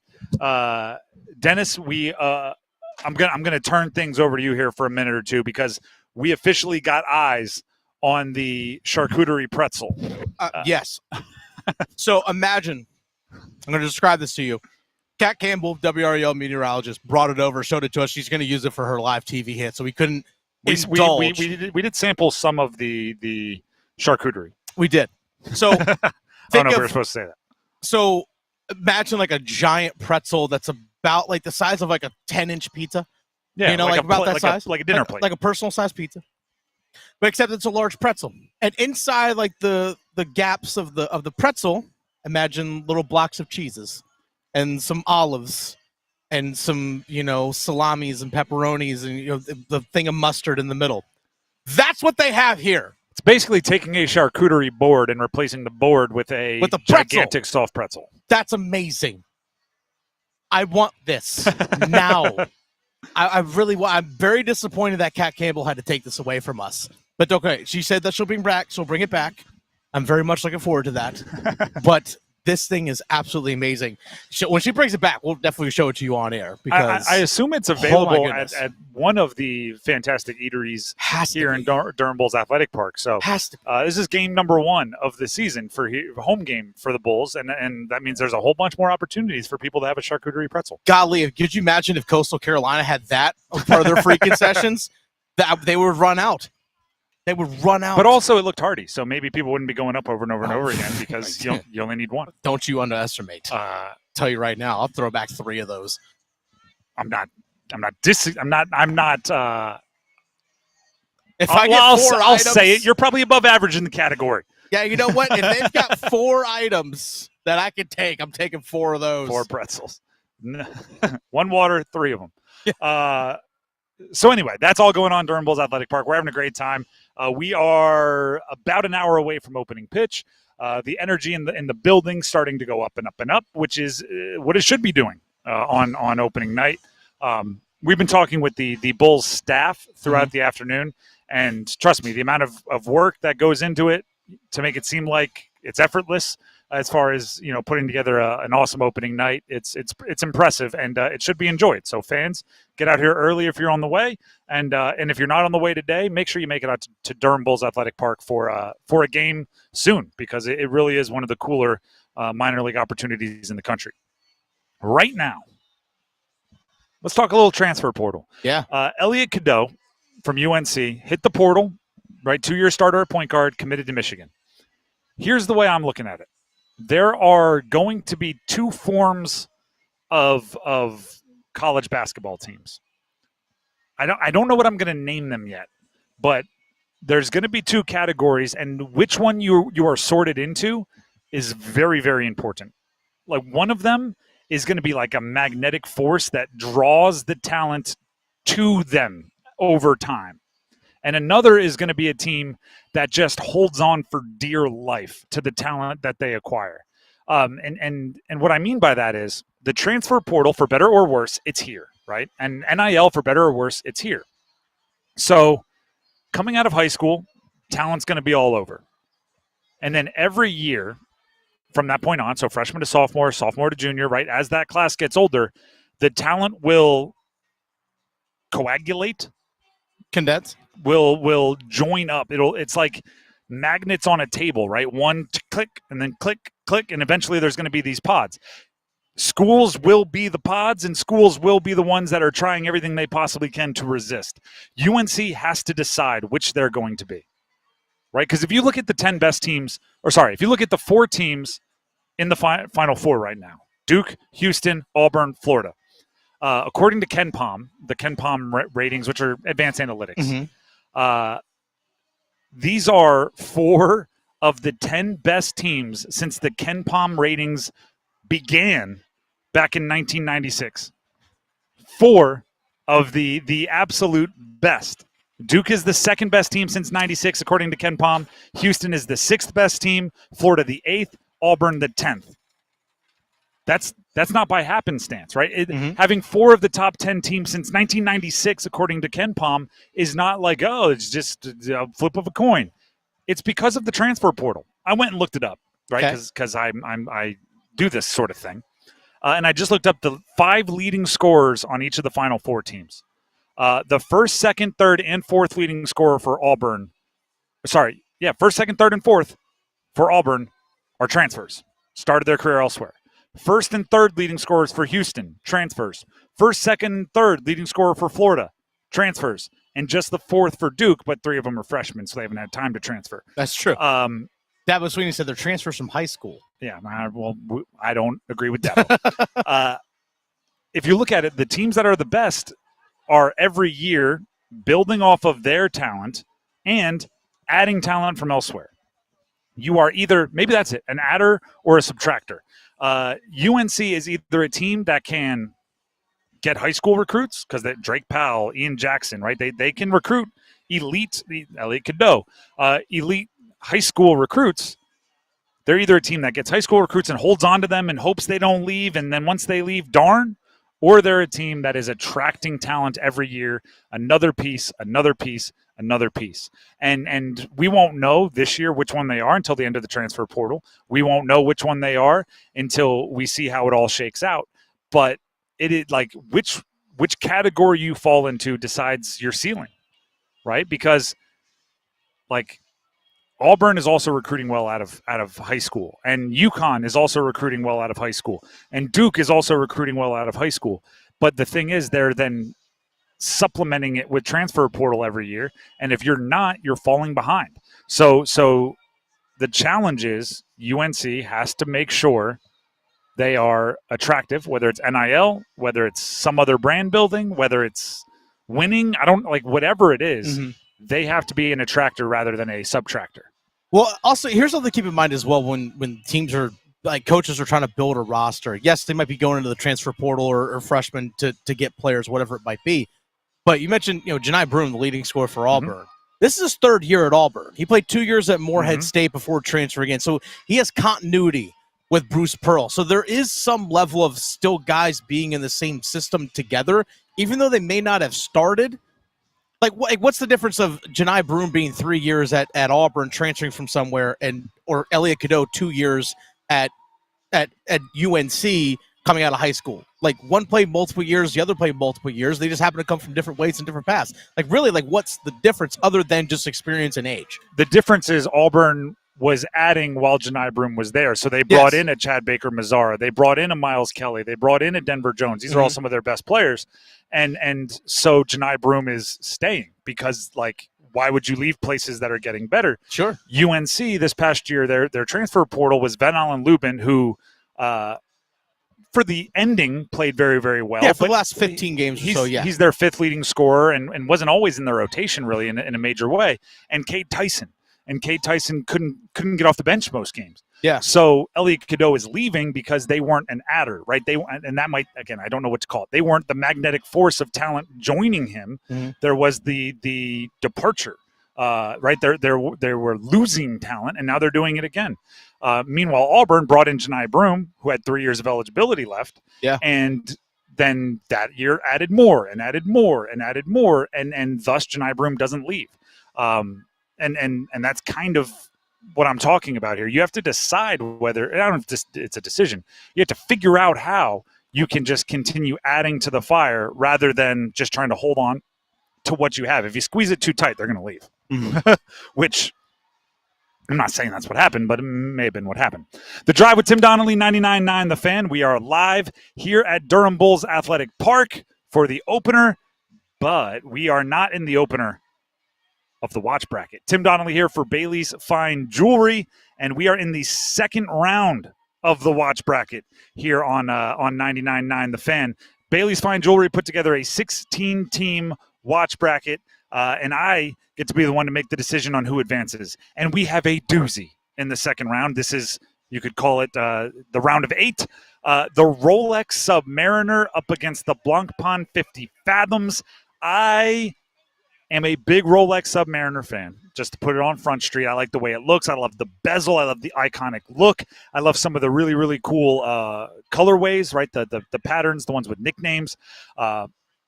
But also the Blancpain 50 Fathoms just comes with a certain amount of, like, gangster history, right? Just bad bleep history, being one of the first modern dive watches of all time. So many legendary dive watches trace their history back to the Blancpain 50 Fathoms. The look is unique. The silhouette, right? Even if it didn't have the iconic Blancpain logo on there, it would still, you'd be able to tell exactly what it is. So give me the Blancpain 50 Fathoms advancing to the round of 4. We're down to the last 4 after the rest of the second round finishes up. So we're going Blancpain 50 Fathoms. But if you're interested in Rolex Submariner, new pre-owned and vintage, Blancpain 50 Fathoms, or any of the other iconic watches in the 16-team watch bracket we've been running, check it out at Bailey's Fine Jewelry, specifically their Village District location in Raleigh, where they have the Fox and Bailey watch shop. It's a cool place. Let them know you heard about it here on 99.9 The Fan as well when you stop out. We talk more baseball from here at Durham Bulls Athletic Park. 30th year of Durham Bulls Athletic Park for the Durham Bulls. Ahead of their opener, more baseball talk coming up.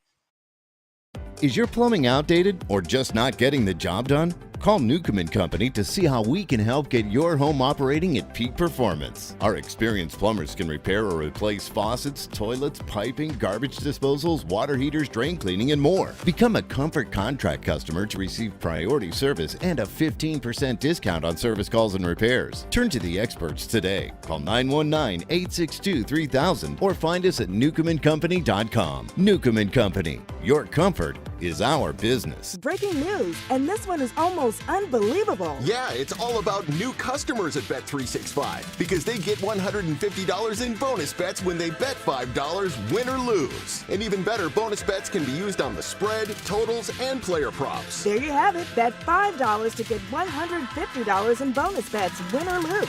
And see why. It's never ordinary at Bet365. 21 plus only. Must be physically located in North Carolina. Gambling problem? Call 1-877-718-5543 3 or visit morethanagame.nc.gov. TNCs apply. Celebrate 50 years of adventure at Busch Gardens, Williamsburg.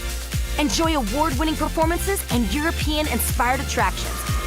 Feel the excitement of thrilling rides, like the all-new Big Bad Wolf, The Wolf's Revenge. There's fun for the whole family. From conquering first rides to exploring immersive lands, there's always something worth celebrating. Only at the world's most beautiful theme park. Buy Busch Gardens, get Water Country USA free on fun cards and select memberships. Hurry, offer ends soon. Restrictions apply. You still thinking job change in the new year? Yeah, I need something that's in high demand and more stable in this economy. IT? Yeah, cybersecurity, maybe even AI. That's what I did. Really? How? Went to My Computer Career. You don't need any prior experience, and you could start your new career in a matter of months. A lot of IT pros go to school there, too, to level up. Sweet. Are classes online or on campus? Both. Wow, I'll check it out. Thanks. Make this your year. Take the free career evaluation now at mycomputercareer.edu. Financial aid is available for qualified students. Progressive knows if you have to choose between everyday life and your RV, RV wins. What, are you going to take the RV to the lake or clean out your closet? RV wins! Putting the dishes away or taking the RV camping? RV wins! Cleaning the fridge or taking a trip to the beach? RV wins! You might want to clean the fridge real quick because, mold. We clean out the fridge, then take the RV out. With Progressive, you can bundle your RV with your home or auto and save with a discount and spend more time enjoying those savings in your RV. Progressive Casualty Insurance Company, affiliates, and other insurers. Not available in all states and situations. You know what you deserve? The joy of a remote start. SoundStation and Security can install remote start systems in your car. Start your car from inside your house while you eat breakfast, and it's all toasty warm by the time you get inside. Or on those hot summer days that are sure to come, start your car and get the air conditioning running so you don't sweat. A remote start system is an awesome treat, and you can get it at SoundStation and Security with 2 locations in downtown Smithfield and on Glenwood Avenue in Raleigh. Online at myhotsound.com. Don't go through another year with all that high interest debt. Let Loan Pronto wipe it all out now. Hey, it's Dennis Cox. Loan Pronto's Rapid Equity Loan makes it easy to pay off all your credit cards or tackle that 2025 home improvement project. Get cash in your pocket fast. No appraisals, no paperwork, no waiting. Loan Pronto's AI-driven tech gets you approved and funded in as little as 1 day. One client got $150,000 approved in under 24 hours. Paid off all their credit cards, 2 cars, and a personal loan, saving over $1,500 per month. With low fixed rates and lightning fast transfers, you can do it too. Consolidate debt, improve your home, take control of your finances. Imagine being credit card debt-free by this time next week. Don't wait. Call Loan Pronto now, 919-381-1760, or visit loanpronto.com. Get a free rate quote with no hard credit pull, 919-381-1760, loanpronto.com. Equal housing lender, NMLS 1661781, subject to lender approval, NMLSconsumeraccess.org. This hour of the drive is brought to you by RDU Airport Authority. Lufthansa is excited to take off from Raleigh-Durham International Airport, connecting you to destinations like Germany, Italy, India, and beyond. Say yes to incredible journeys. Book today at Lufthansa.com. And the Yankees as a team hit 9 home runs in the game, a single-game franchise record.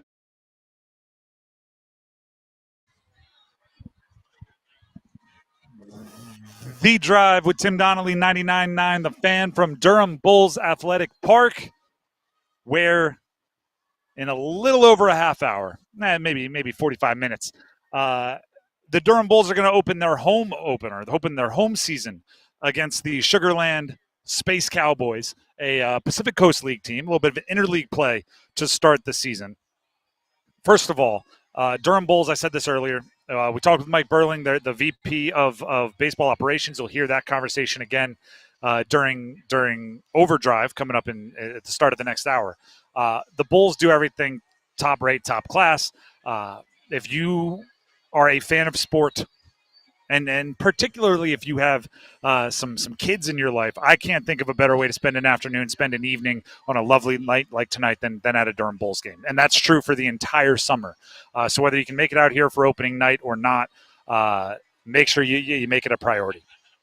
Part of the joy for me, okay? And I'm going to get into some personal stories here. Don't. I'm not getting dramatic. No, just nostalgia is a powerful thing. Part of the reason why I love minor league baseball is, A, the accessibility, but B, it's the hipster thing, right? I listened to that band when they were making cassettes in their garage, and then when they go to play arenas, you feel like you have some ownership of them, and it's. And I'll give you my example. I grew up part of my childhood in New Jersey, and there was this team, the Trenton Thunder, minor league baseball team, and that's where we went as kids, right? Dad wanted to take us to a game. We'd go to the Trenton Thunder, and there was a shortstop for the Trenton Thunder. This would have been probably early 90s.